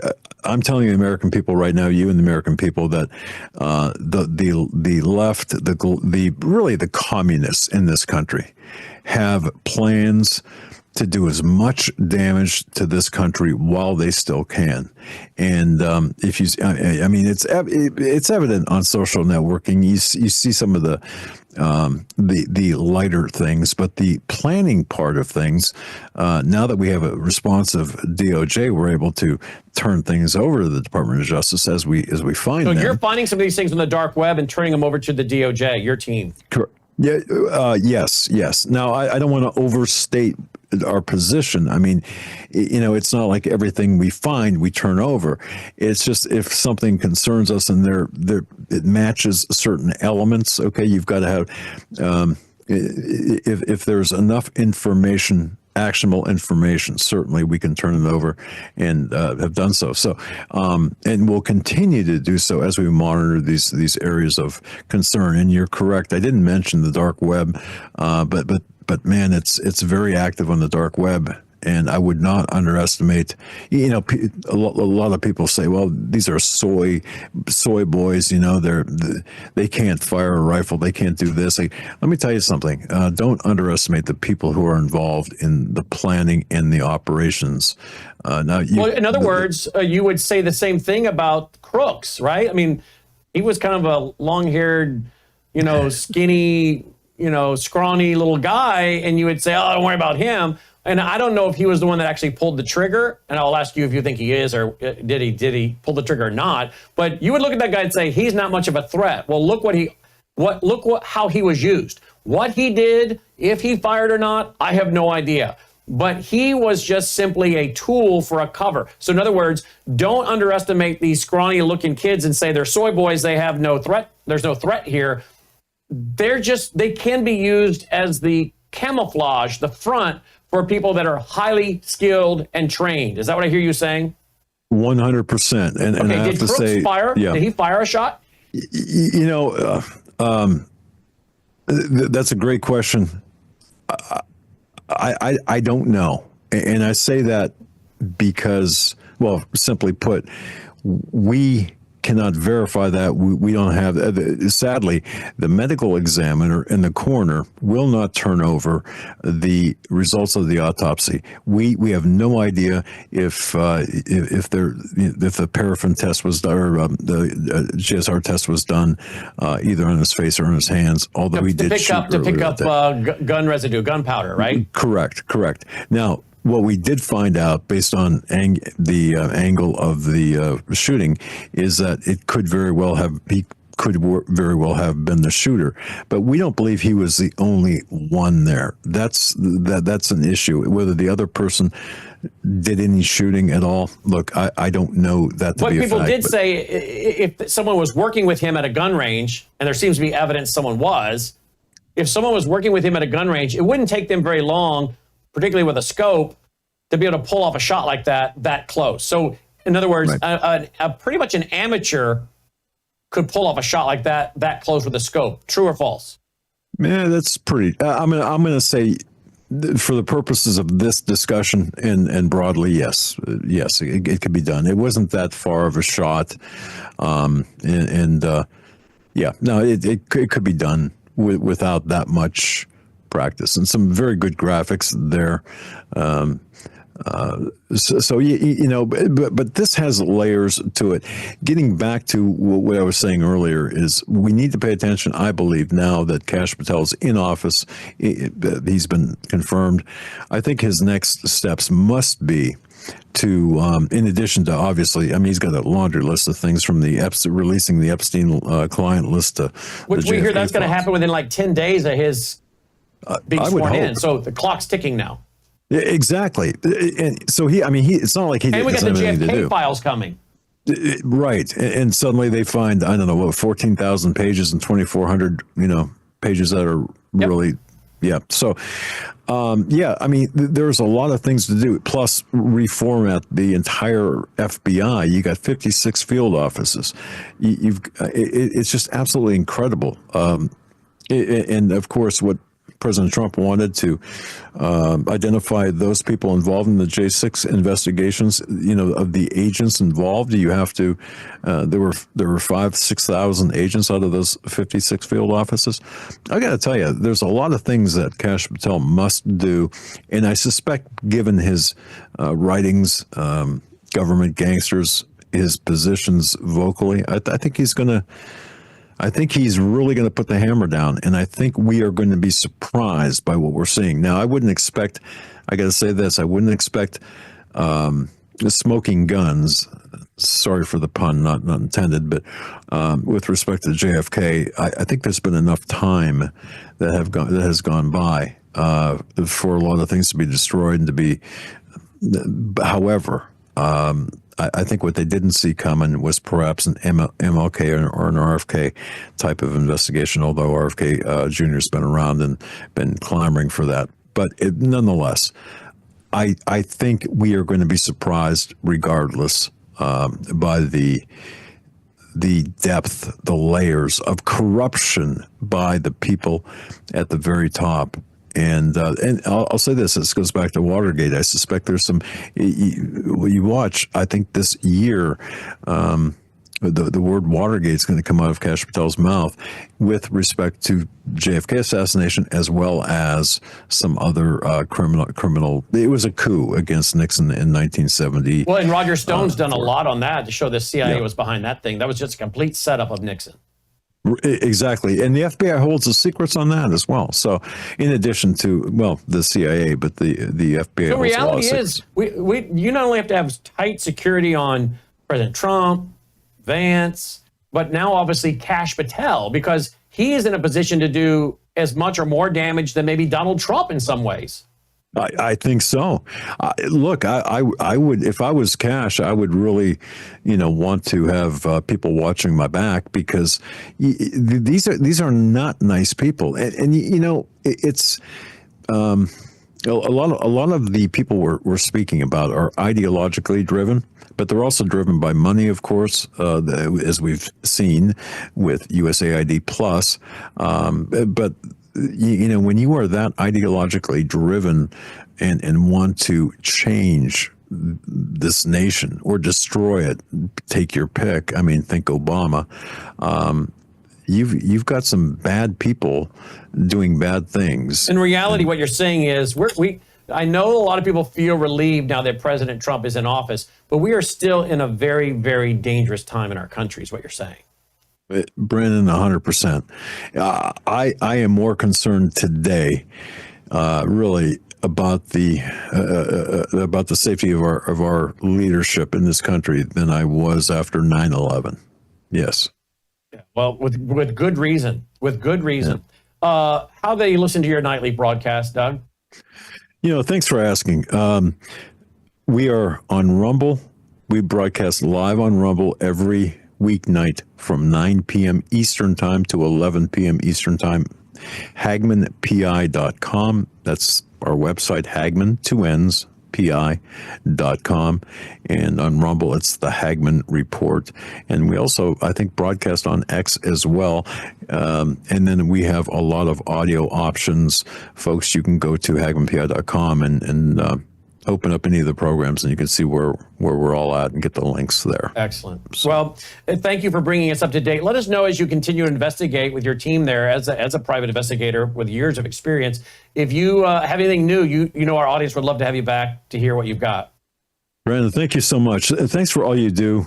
And we'll be talking about your program, because you are really, you're a hero as far as I'm concerned, doing what you're doing and bringing to light the information that you do. Thank you for everything. Ditto to you, my friend. You're a long-time veteran broadcaster doing this a lot of years, so I can say the same back to you. Thank you, Doug. Yes, sir. Doug Hagmann checking in. Check out his show and his reports, folks. The Hagmann Report, all right?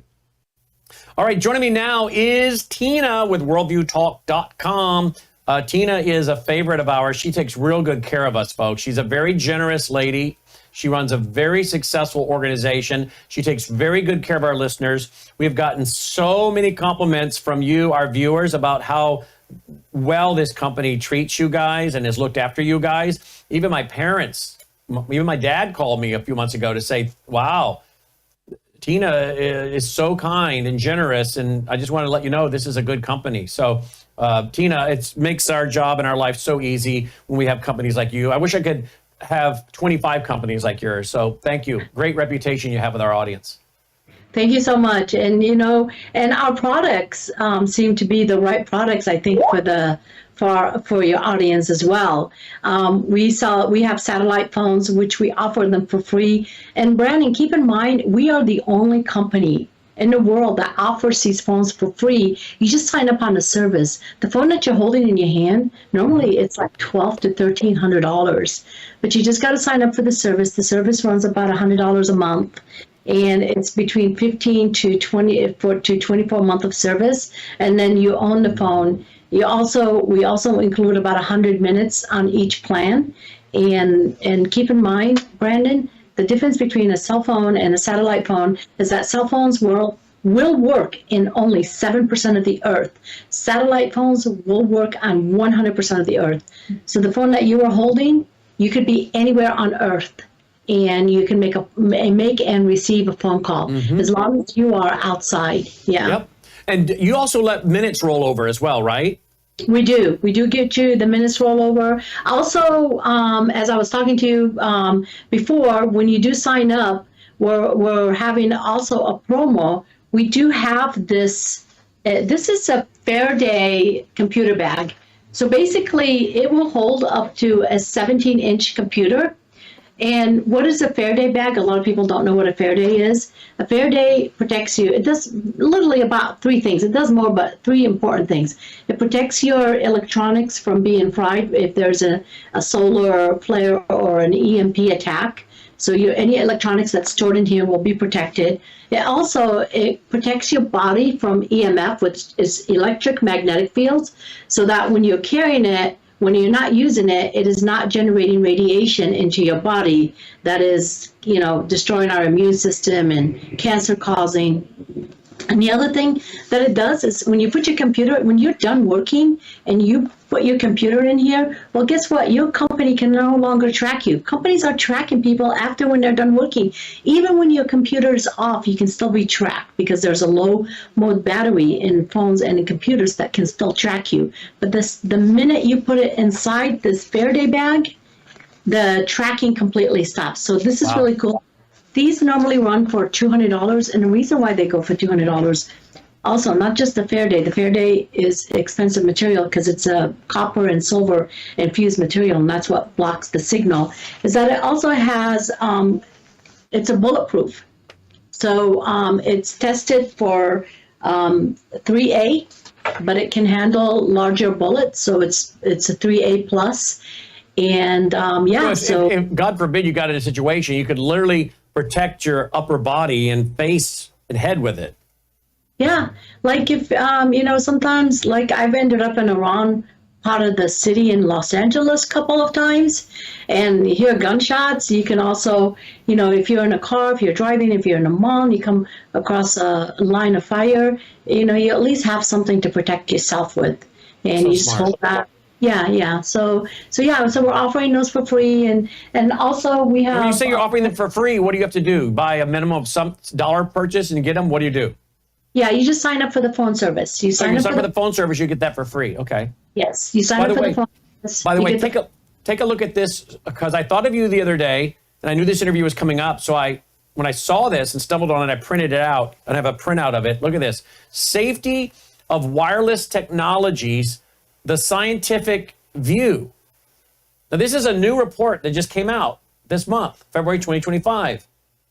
Of the 36 chronic diseases and conditions, more than doubled. Of the 36 chronic diseases and conditions that more than doubled 1990 to 2015, the U.S. Navy study warned us of the connection between wireless radiation and 23 of those chronic diseases, predicting what has indeed happened to the health of Americans. That's one finding in this report. Another one.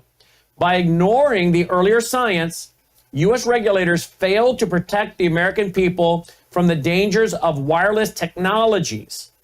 In doing so, they imposed millions of unnecessary chronic exposure conditions on the American public.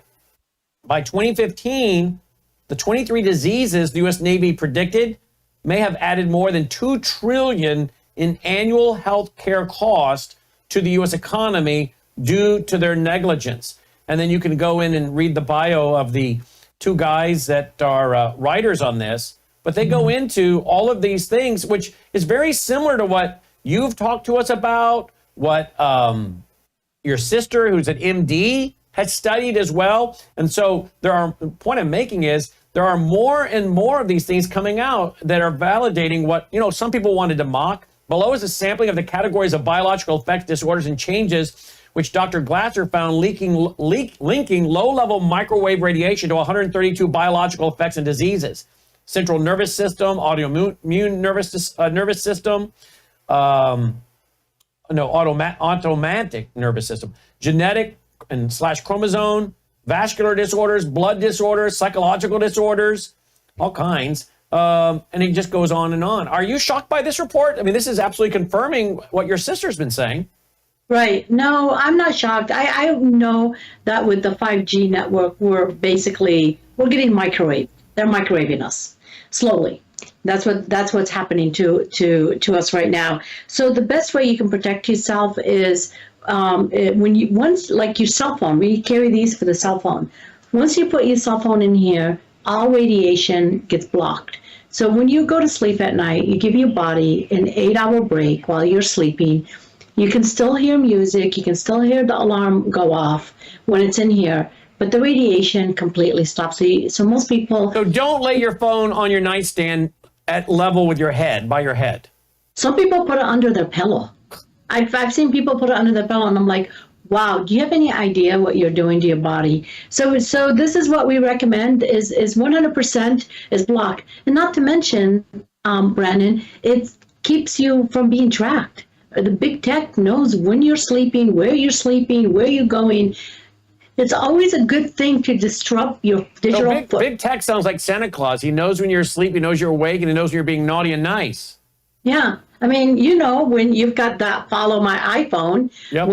When my husband doesn't answer the phone, I go to, see where he's at, and I can tell he's in the bedroom and the phone is right next to him. So I'm like, oh, he's taking a nap, but he keeps the phone. Or he's ignoring you. Which one is it? Yeah. So anyway, protect yourself. We also have blankets, and I think you have a website, right, where people can find all worldviewtalk.com, worldviewtalk.com. You can also use that 866 number if you have any questions, folks, because you might want to ask questions about certainly the solar generators. Now, they were running a special on those, but that's come and gone. So, folks, when they offer specials, you should jump on them because one of them has come and gone. We mentioned a few weeks ago, but that number is right there, 1-866-738-3224, 1-866-738-3224. You also have the beanies that have been very popular, right? Yeah. So we recommend that when you're in front of your computer to slow down the radiation into your head, brain, is to wear a beanie. They're Faraday beanies. And then use one of these. Put one of these in your lap, right?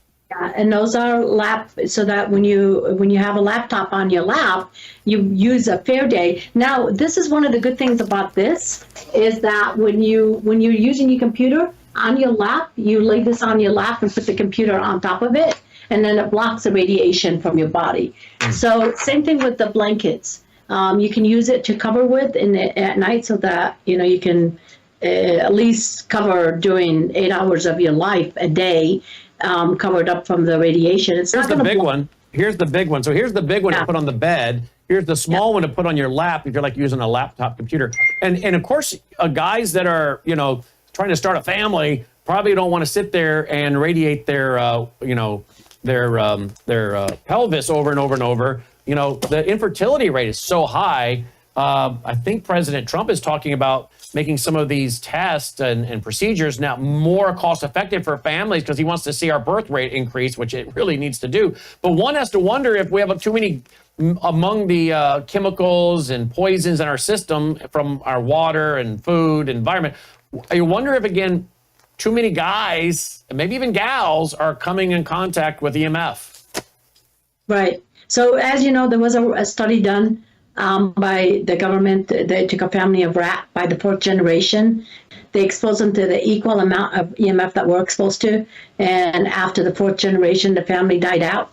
So same thing, it's happening to us. We're hurting ourselves. And I think I believe it was done on purpose. I believe that the people that worship the planet want less people, and that's the reason why they're not talking about it. No one's talking about it, but those are facts. The studies are online. You can look them up. Anybody can go and do the research. They are affecting your production. So yeah, no, be careful. Protect yourself as much as you can from EMF by using Faraday products, and then also distance your phone. Don't put your phone on your ear because the radiation comes from the battery. If you take a radiation detector, and you'll see that where the battery is, and also where most people are getting thyroid cancer is the way that they hold their phone, and then the bottom of the phone where the radiation comes from is sitting right there, and that's where most people are getting the thyroid cancer. Yep. Is there. So these are real. So they are real. In fact, while you were talking, I wasn't ignoring you. I was just typing into my computer. What I did is I went over to children'shealthdefense.org. That's Robert F. Kennedy Jr.'s website, children'shealthdefense.org. And then I used their search engine. I just typed in 5G. That's all I typed in. And there we go. You got all kinds of articles on this. 5G, small cell proliferation takes a hit in Cambridge. What 5G, what you should be worried about, 5G wireless technology and health effects, the global human experiment without consent, right? So there is so much in here. 5G towers are a threat to the environment and have no place on the Spring Lake boardwalk. Goes on from that. He actually on here somewhere, 5G, potential to transform our digital prison. He has an article here somewhere where they had some kids that were their health was reacting so poorly to the 5G, headaches, chronic health problems. And then when they would get them outside, they would take them out into the country away from all this, their health would immediately improve. They bring them back into the town and the city with 5G, they go right back to their chronic, painful health issues. So this is not like... Yeah. We don't even know what it's doing to the animals outside as well. The bees, the ecosystem. We know that our pets are getting more frequent arthritis, cancer. Pets are dying sooner as well. All of that because 5G is so new. You and I have only been exposed to it for the past 5-6 years, but the children and the pets and everything that's doing. To this new generation. It's amazing. So what we do know is that we cannot live without our phones, right? So giving up our phones is not an option, right? So the best that we can do now is protect ourselves. Turn off your Wi-Fi at night. Put your phone inside of a Faraday bag. Cover with a Faraday blanket. Keep the phone at least 12 inches away from you. Put it on a speaker. While you're using it, there's a lot of things that you can do to slow it down. You're not going to get it completely gone because it's all around us. Mm-hmm. And this 6G ever comes out, I don't even know if we'll be able to survive that. It's definitely gonna. When is that slated to come out? Do you know? I don't, but I have heard them talking about it a lot.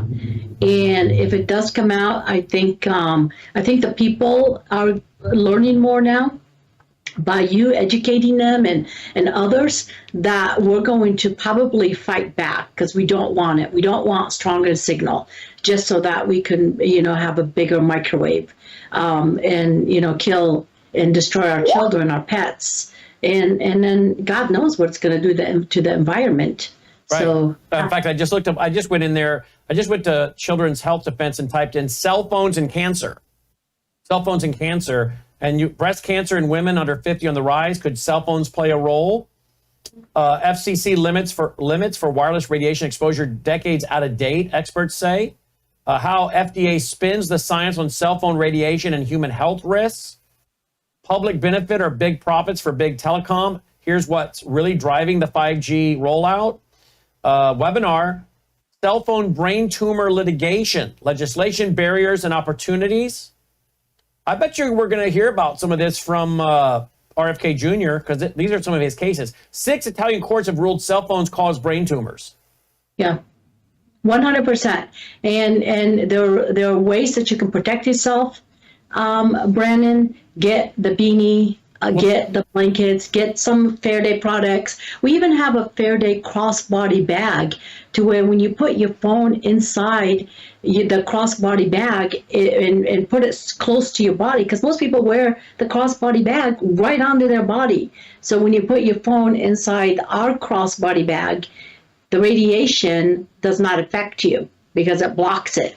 We have Faraday handbags for women that holds an iPad, a phone. It holds all the electronics. So this way, number one, you can't be tracked, so the woman will not be tracked while she's carrying her electronics with her.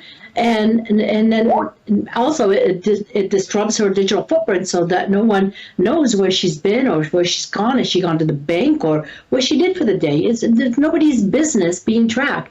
And then also, of course, it protects the woman from having EMF right close to her body. Here's one. Study links cell phone use to low sperm count, but authors downplay the findings. So no wonder we got so many problems with fertility today, right? Just one of many things. Add the shot to it and other things, and there you go. Okay, what else you have? Well, we've got the free phone and generators. We still have good deals on generators, Brandon, even though that deal that you were talking about is no longer there. If you go to your website, you'll find that we put some packages together with generators and solar panels in a package. And it starts out anywhere from $600-700 all the way to like $8,000-9,000 if you want to, have your whole house powered should there be an outage. So based on what is best fits you, the smaller ones will basically get your like electronics, your toaster, small items, and then the big ones, anything from your freezer, AC, heaters, should we have a long-term outage. So those are the things. The Delta Echo 400. What can you tell me about that one I have? That one will basically power pretty much everything that you have up to a certain time, like your refrigerator, freezer. If it's fully charged, it's like 6 to 9 hours. But if you have the solar panel and you charge it during the day and then plug in your refrigerator, should you be out of, should there be an outage, then you could keep everything going.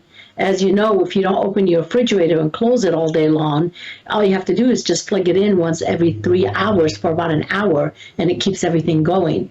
So so AC, small fans, it's everything is on the website on what they power. And your customer support will gladly take their calls and answer their questions. I mean, they know about all the products, right? They know a lot more than I do. Really? And if they say Brandon House or Worldview Tube, I've heard it from Brandon House or Worldview Tube, your folks will know who we are when they call?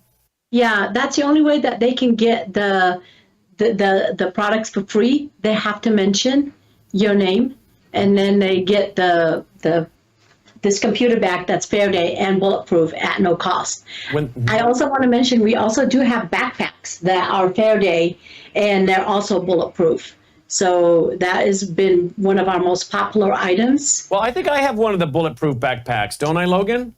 I don't need to ask you. I know I do. Is it in the studio? Is it behind that monitor right there, Logan? Can someone look? Jump up real quick, see if it's behind that monitor. I have mine, and we did get 2 colors in. We got the blue and a green, where before we just had the black and the I think the black and the gray. So we got some new colors. Yeah. I got the black one. I got to find it. I think I moved it. I had it right there in front of the speaker. But these are big backpacks. The reason I wanted to show it was to have people. Yeah, well, you can see these are big. Here, he found it. These are big backpacks, which again, this is yeah. So you can easily cut. Well, I'm not a big guy, so I mean, well, quit laughing, Caleb. He's like, yeah, it's big for you, like Stuart Little over here. But again, you can protect yourself quite a bit with this thing because it's a big backpack. But it's also, like you said, how it's all the different things for blocking EMF and, the Faraday is in it. There's a lot of options here. But it's bulletproof front and back. Yeah, it is bulletproof. The one that you got holds pretty much every electronic. It's got a Faraday computer pocket. It's got a Faraday iPad pocket. It's got a key fob pocket so you can protect your keys. Oh, let's stop right there. Stop right there. The fob. People are stealing cars in the middle of the night by using some kind of device and reading your car fob in your house and then stealing your car.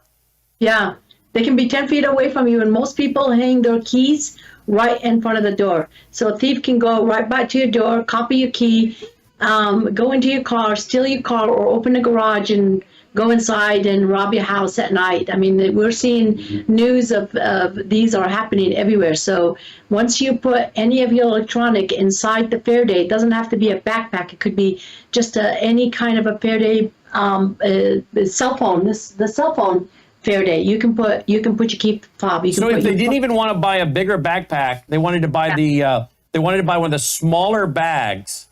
There you go. Or a crossbody bag. The crossbody bag has a Faraday pocket. And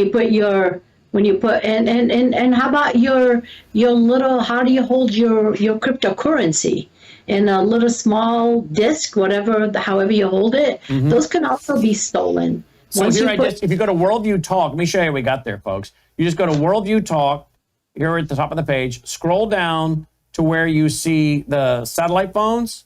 Because when you get there, you'll see that. Then just scroll all the way over on the satellite phones. Well, I scrolled too far. No, I didn't. And there you go. Yep. There you go. Okay. So you get this bag right here. And if you put your fob in that at night, you don't have to worry that someone's going to grab your code and drive your car off. Oh, but here's the deal. What if you have a daughter or a granddaughter?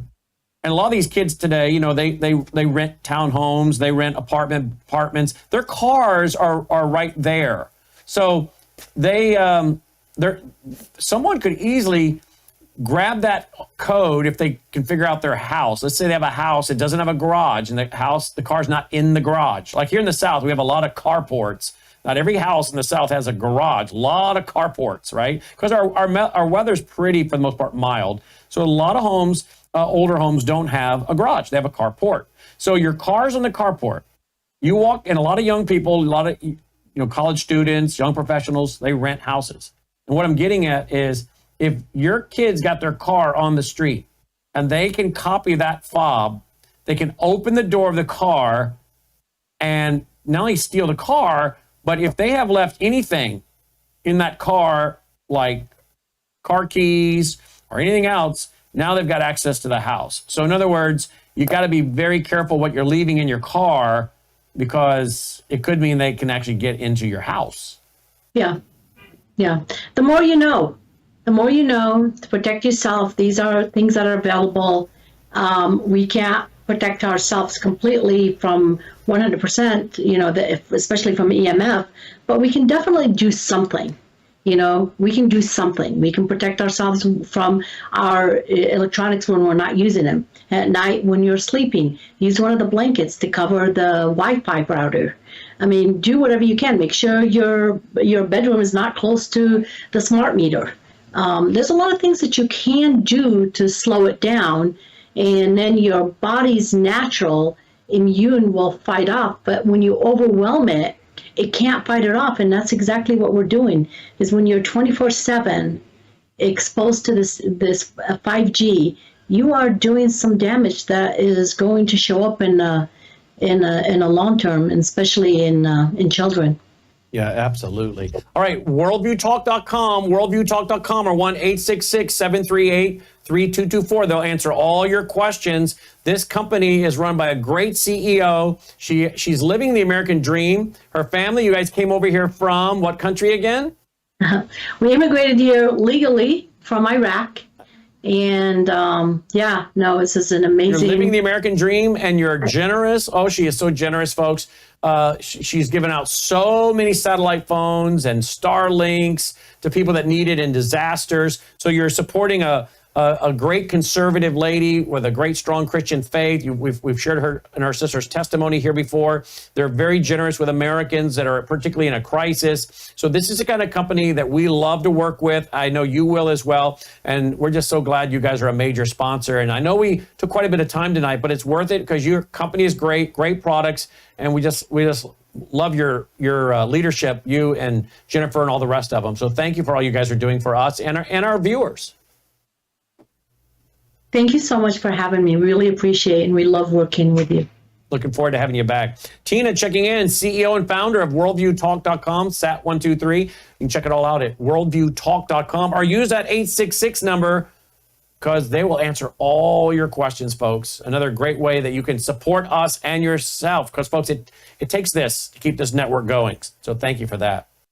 All right, folks, look at this real quick before we go. I got to have your support, but hey, you know a great way to support us and your health is to go right here, melissahousebg.com. We have about 1,000 of you have a subscription through melissahousebg.com. The elixir, I take it each and every day, loaded with 3 powerful ingredients, 80 clinical trials behind it. You want to hear something interesting? Logan came to the news desk today while I was sitting here studying, and he said, hey, Dad, I want to show you something. Sometimes I kind of laugh at you when you talk about how Bella Grace has made your hair so big and thick and all that. And he said, I kind of laugh at you because I think it's kind of funny that you're always promoting that. But reality is, it's true. I'm like, well, of course it's true. I wouldn't say it wasn't true. He says, look at this picture of yourself. And he showed me a picture, and he said, look how thinning, this is his exact words.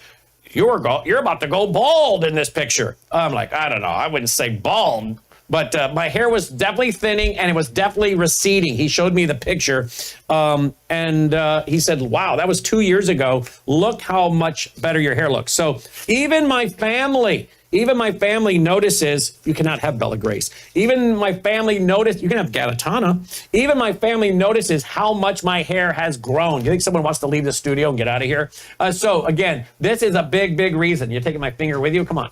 melissahousebg.com. Melissa, you try one side that didn't work. I'll try the other side. Melissa, you are really like having a child in the studio tonight. Look, if Elon Musk can carry X everywhere with him, I think I can carry you with me, right? I mean, you're not at least rubbing your boogers on the desk, right? Let's hope not.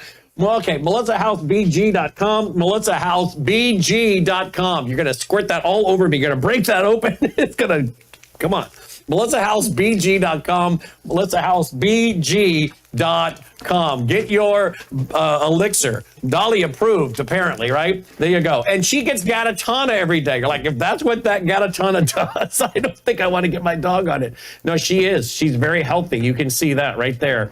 Go real quickly, melissahousegpa.com, melissahousegpa.com. That's the page. I give her Gatatana. I have a scoop on her food every morning. I take a full scoop in my water every day. And you see that cat had a tumor. They got him on Gatatana. It's gone. Great way to load your pet up with antioxidants, as well as very, very important trace minerals. Do not be chewing that satellite box. Okay. You can't chew the satellite box. I need that. Hey. Oh, my word. She's chewing the box that the satellite phone is in. You are a nut tonight. What is wrong with you? There you go, melissahousegpa.com, melissahousegpa.com. All right, let's call it a night so I can get up and get my dog from chewing my satellite box. It dropped on the floor back there. Do you appreciate the broadcast? Well, we appreciate the fact that you appreciate the break. Bring me that box. Look, you're a nut. She's already chewed a hole in the box. Come on, look at that. That's just ridiculous, Dolly. Okay, there you go. Oh, man, I dropped it. If you appreciate the broadcast, we need your support. worldviewfoundation.com, worldviewfoundation.com. Again, worldviewfoundation.com. Tell all your family and friends about us. Hey, don't forget to register for the upcoming Worldview Radio Understand the Times rally, April 15th in Milwaukee. It's filling fast. Hey, today we added Aaron. Aaron from Israel is going to be with us. April 15th. You'll find full details at worldviewtube.com/events, worldviewtube.com/events. For Dolly and I, have a great night. May God save America. Take care. You are watching Worldview 2, built on the 35 years of Worldview books, documentaries, research, high-profile interviews, and the radio and television broadcasts of Brannon Howse. Faith, spiritual values, moral issues, government, economy, education, work, responsibility. What we think about these depends on our worldview. Now, VCY America presents Worldview Radio with Brannon Howse. And welcome. Glad you are with us. We're going to be joined by Aaron, a reporter from Israel on the ground over there. This is a sad day for Israel and for the nation, no doubt about it. The nation of Israel and America as well, as these coffins of 4 human beings paraded in a disgusting ceremony by Hamas. Of course, this would be the mother and her 2 children, and I think there was a 4th person. I'll have Aaron clarify, but I think we had 4 coffins today. Logan, was that what you saw as well? 3 for sure, but I think we had 4 coffins being paraded. I think I would have put it up at worldviewreport.com today, but Aaron's going to join us with that. Reportedly, President Trump has, some sources are leaking that President Trump saw it, was so disgusted by it. Reportedly, he said he does not want to see one building standing in Gaza. Well, I 100% agree with that. We'll find out what Aaron thinks here in just one second. I want to make sure I announce this to the VCY audience, because I always try to give preferential treatment to my radio audience, because you guys have been with me for so very long. I did announce it on television last night, but I want to go ahead and immediately announce it here so that you guys are in the loop first before we put out an email alert, text alert, anything like that. I'm trying to get the word out to our loyal and faithful listening friends here now. And that is, we do now have available for you to reserve your seat for the 22nd annual National Worldview Weekend. You know, for many years we were in Branson, then Lake of the Ozarks. We're moving it to the Mid-South. In Collierville, which is where we are based. It's a very safe community, very much like Waukesha for the Wisconsin people that might know.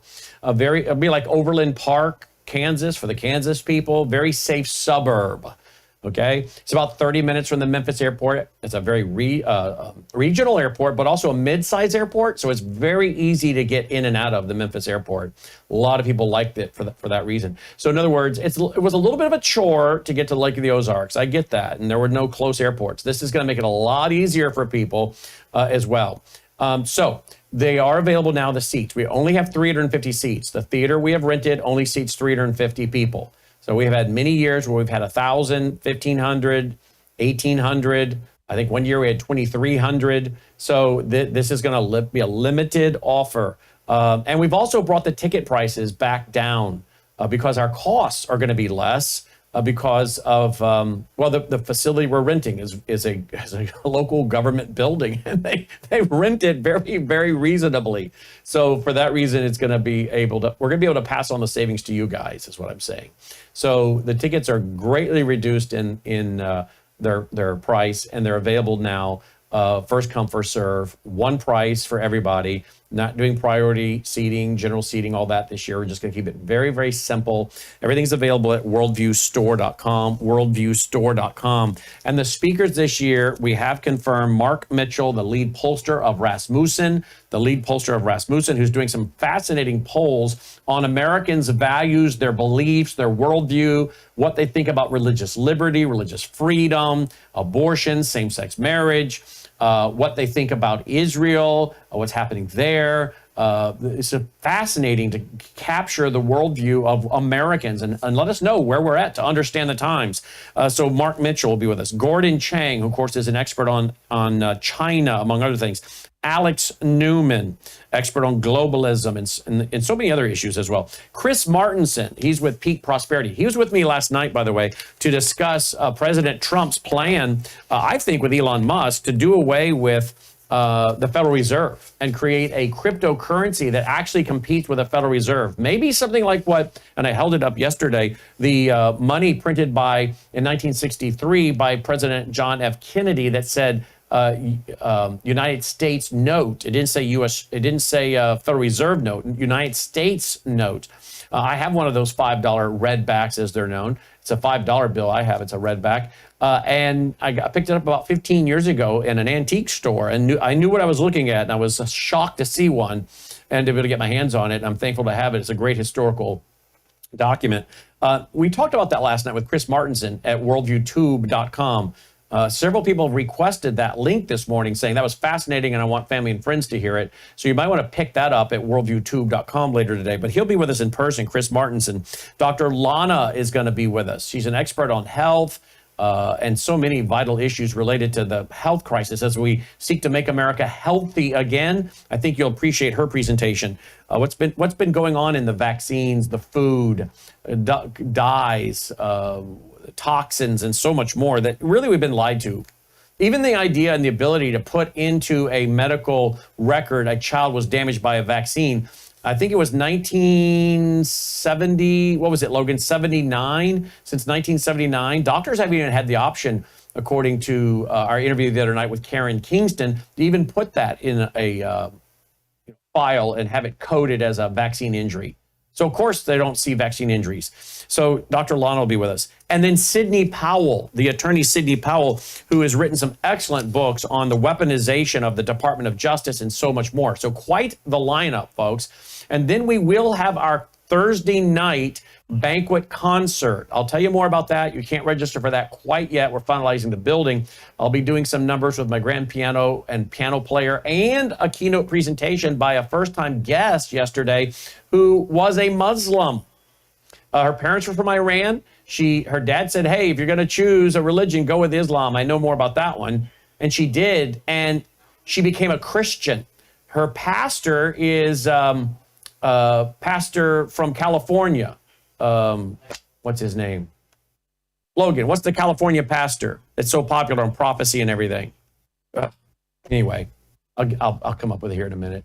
But that's her pastor, very large church out there, a Calvary Chapel church. So I had her on last night, and I didn't have to say much of anything, and this dear lady gave the gospel. Boom.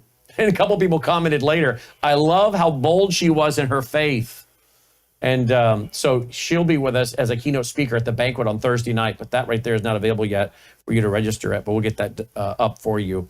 Anyway, I wanted you guys to know, okay, so everybody has free opportunity to be with us on October 3rd. That's a Friday night. Saturday, October 4th, 350 seats only available for our 22nd annual Worldview International Conference or National Conference. Again, full details at worldviewstore.com, worldviewstore.com. I think I just got a text reminding me that Jack Hibbs, thank you, Jill. I knew, people always accused George W. Bush of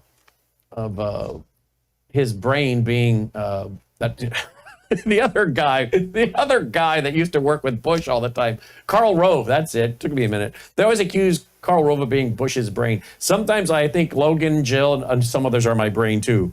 They're always prompting me when I forget something. But hey, I have a lot up there, okay? So there you go. Let's go to Aaron Lavarco. What a sad day, not only in Israel, but also around the world. These sad pictures coming out of Israel of these coffins that it was just a disgusting ceremony. Have you guys seen the pictures? Have you seen the videos? And the graphic of Benjamin Netanyahu, a horrific graphic, a caricature of Benjamin Netanyahu that had him look like he had fangs, like a vampire, and then was talking about the Zionist and their weaponry. I'm a Christian Zionist, so there you go. This is really comes down to what this worldview is really all about, right? Just horrific. Joining me now is Aaron Lavarco, our reporter live on the ground in Israel. Aaron, welcome back to the broadcast on what I know is a horrifically sad day for your nation. I've seen the videos of some of your Israeli citizens on the streets, literally in tears, sobbing over this. Speak to us, please. National Day of Mourning, Brandon. National Day of Mourning. Very, very, very sad, heartbreaking day. Our president spoke to our nation and said, he said, I bow my head and I ask for forgiveness for not protecting you on October the 7th. Has he done that before?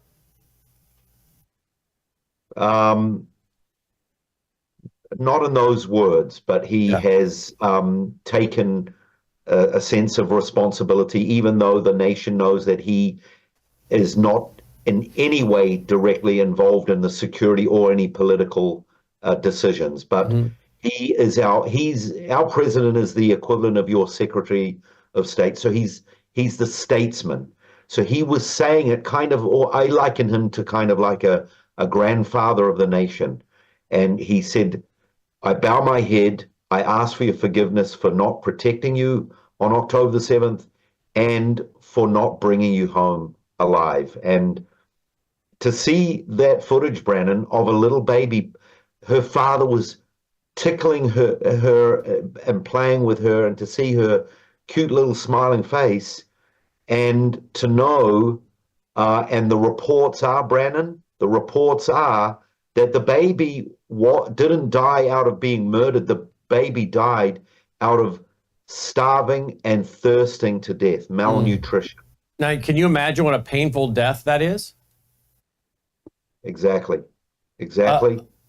Aaron, just for the radio audience and even the TV audience to understand, I have about an 85-inch flat screen television that's up against the wall right across from me above the camera. So I'm able to look up and see your face.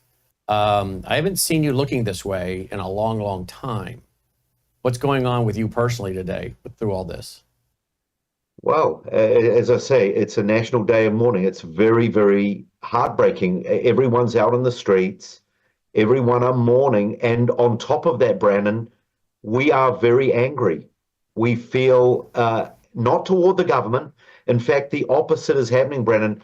We have a sense of unity right now. Everyone is together. Everyone is grieving together. But underneath, Brandon, we are angry at this evil.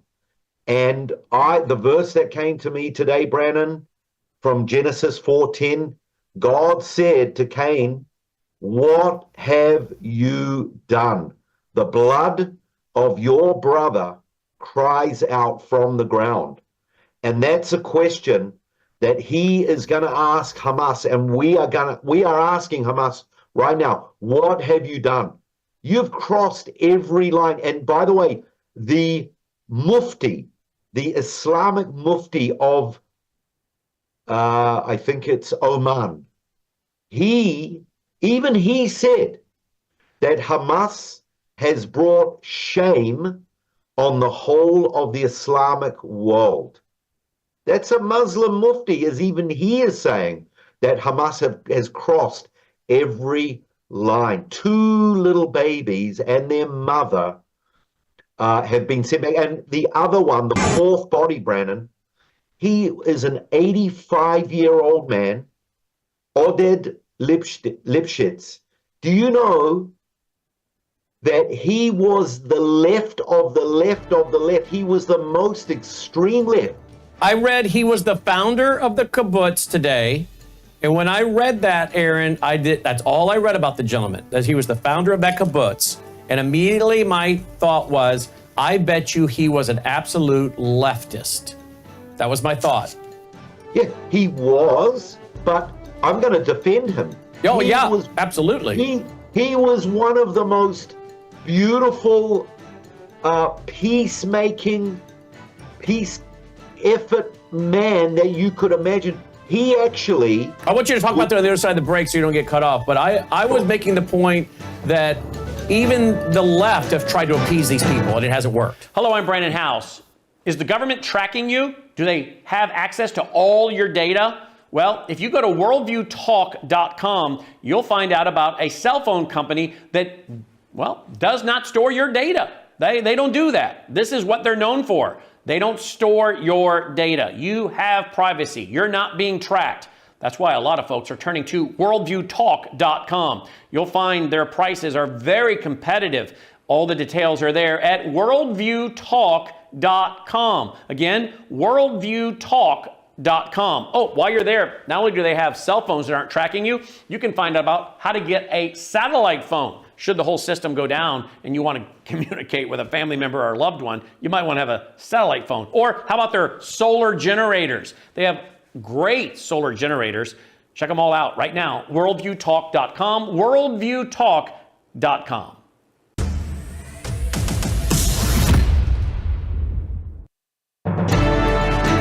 All right, welcome back. Glad you're with us. Hey, don't forget this coming Saturday night, April. Hey, Logan, can you come take this call for me, please? Hold just a second, please, ma'am. I think I know exactly what that is, and I want that.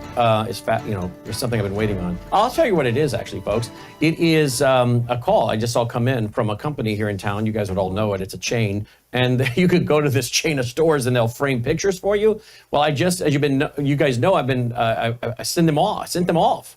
Went up there with my wife one weekend and said, here are like 15 historic newspapers. My mom sent me a ton of them, and then some of you have sent them to me. And we're talking the day Kennedy was shot, landing on the moon, the day Reagan was sworn in, the Challenger explosion, and I want them framed and matted and put them in our control room. But before I hang them in the control room, I'm going to bring them on the set and tell you guys about them. They're ready? Cool, we can maybe do that tonight and tell you guys about them because I think it's I love history, okay? And I think this audience does too because a big part of what we do here is history, right? That's a big part of your worldview is history. So anyway, I don't normally ask Logan to answer a phone during the show, but I knew exactly who was calling. I was hoping they were ready because I love to see them and show you these wonderful historical papers. I didn't want to bring them up and put them on the set. I don't want to handle them a lot and get my oil from my hands on them and everything. So I haven't even really bothered to show many on the set at all. But I will say, if you have any old historic newspapers that you don't think your children or grandchildren are going to value and want, you're more than happy to send them my way, as many of you have already done, actually. And we'll mat them and we'll frame them and we'll give them a place of honor in one of our control rooms as a historical document. I think it's a lot of fun, actually. It's one of my hobbies, but there you go. All right. Don't forget this coming Saturday evening, February 22nd is our State of the Nation panel. It'll be for Vault members with J.J. Carroll, Colonel Rob Maness, and J.J. Carroll, Rob Maness, and Todd Binsman in studio, worldviewtube.com/vault. So Aaron joins us, our reporter from Israel on the ground there, a day of mourning in Israel, and the videos are heartbreaking. And I want to just clarify. I agree with you. I'm not in any way disparaging this dear man that has now come home in a coffin. But all I read about him, aside from seeing his picture, was that he was the founder of the kibbutz. And I thought, well, if I remember correctly, a lot of the people in that kibbutz would have been more of the social justice, left-leaning individuals who allowed for a passageway, if you will, in the fence from the Gaza into their kibbutz right there on the border, and paid some of the Palestinians to work in their garden, provided them with income, tried to basically, if I could say, do the interfaith dialogue thing with them, right? And we talked about that, and we said how horrific it was that they chose anyone to murder. First of all, that they would choose anyone to murder, but they actually chose to murder people who chose to live on the border, open the fence for them to come through, pay them, and trying to build bridges to them. And these were the people they chose to murder. Okay, if that doesn't speak volumes, and if that doesn't show listening friends, for you, an example to give to your friends, these people don't want to coexist. You know the old bumper sticker, coexist? They don't want to coexist even as humans. Obviously, we cannot merge our faith with theirs, or God of the Bible is not Allah. But these folks are so evil. They chose to murder people that actually chose to live next to them as their neighbors and hire them and befriend them. if this doesn't show you there's no peace deal to be made, ever. Because these would be the people you would say, I'm sorry, we're not going after these people. We can go after the Orthodox. We can go after the IDF, but we're not going after these people because they're our friends. They hire us. They're kind to us. They're not bigoted toward us, or, whatever the terminology they would want to use. If this shows you anything, there is no peace deal capable. Not until at least the Antichrist comes, and that's such a massive spiritual deception. And Brandon, and that was so well put. And even the Arab nations, even they would agree with what you've just said as well. And they, from what I'm hearing from experts and scholars, the Arab nations are fed up with Hamas. They're going to get them out. And tomorrow is a very important summit that Saudi Arabia have invited. First, they invited a couple of nations, Egypt, Qatar, but now about another, I think altogether 8 nations now are joining in. They're going to be discussing it, what they're going to do the day after. They're going to come up with a counter plan to Donald Trump. I was listening to an Israeli colonel on the television today. He was asked what he thinks is going to be the next stage for phase 2 in the negotiations. His response was very interesting. He said, I don't think the answer to that question is going to come from Tel Aviv. I think it's going to come from Washington. Ooh. Meaning he thinks that Donald Trump, who you quoted, he was watching. That's what he thinks.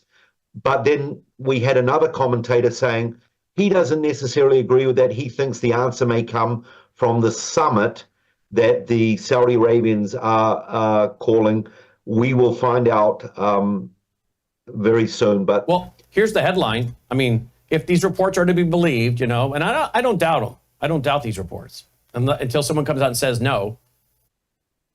Wiped out, Trump reacts, ? To Hamas horribles propaganda. I don't know why that's spelled that way, but the horrible propaganda of Hamas, parade of hostages and coffins. See how much of this you can stomach. I managed to get through a full minute before shutting it down in disgust. But this Hamas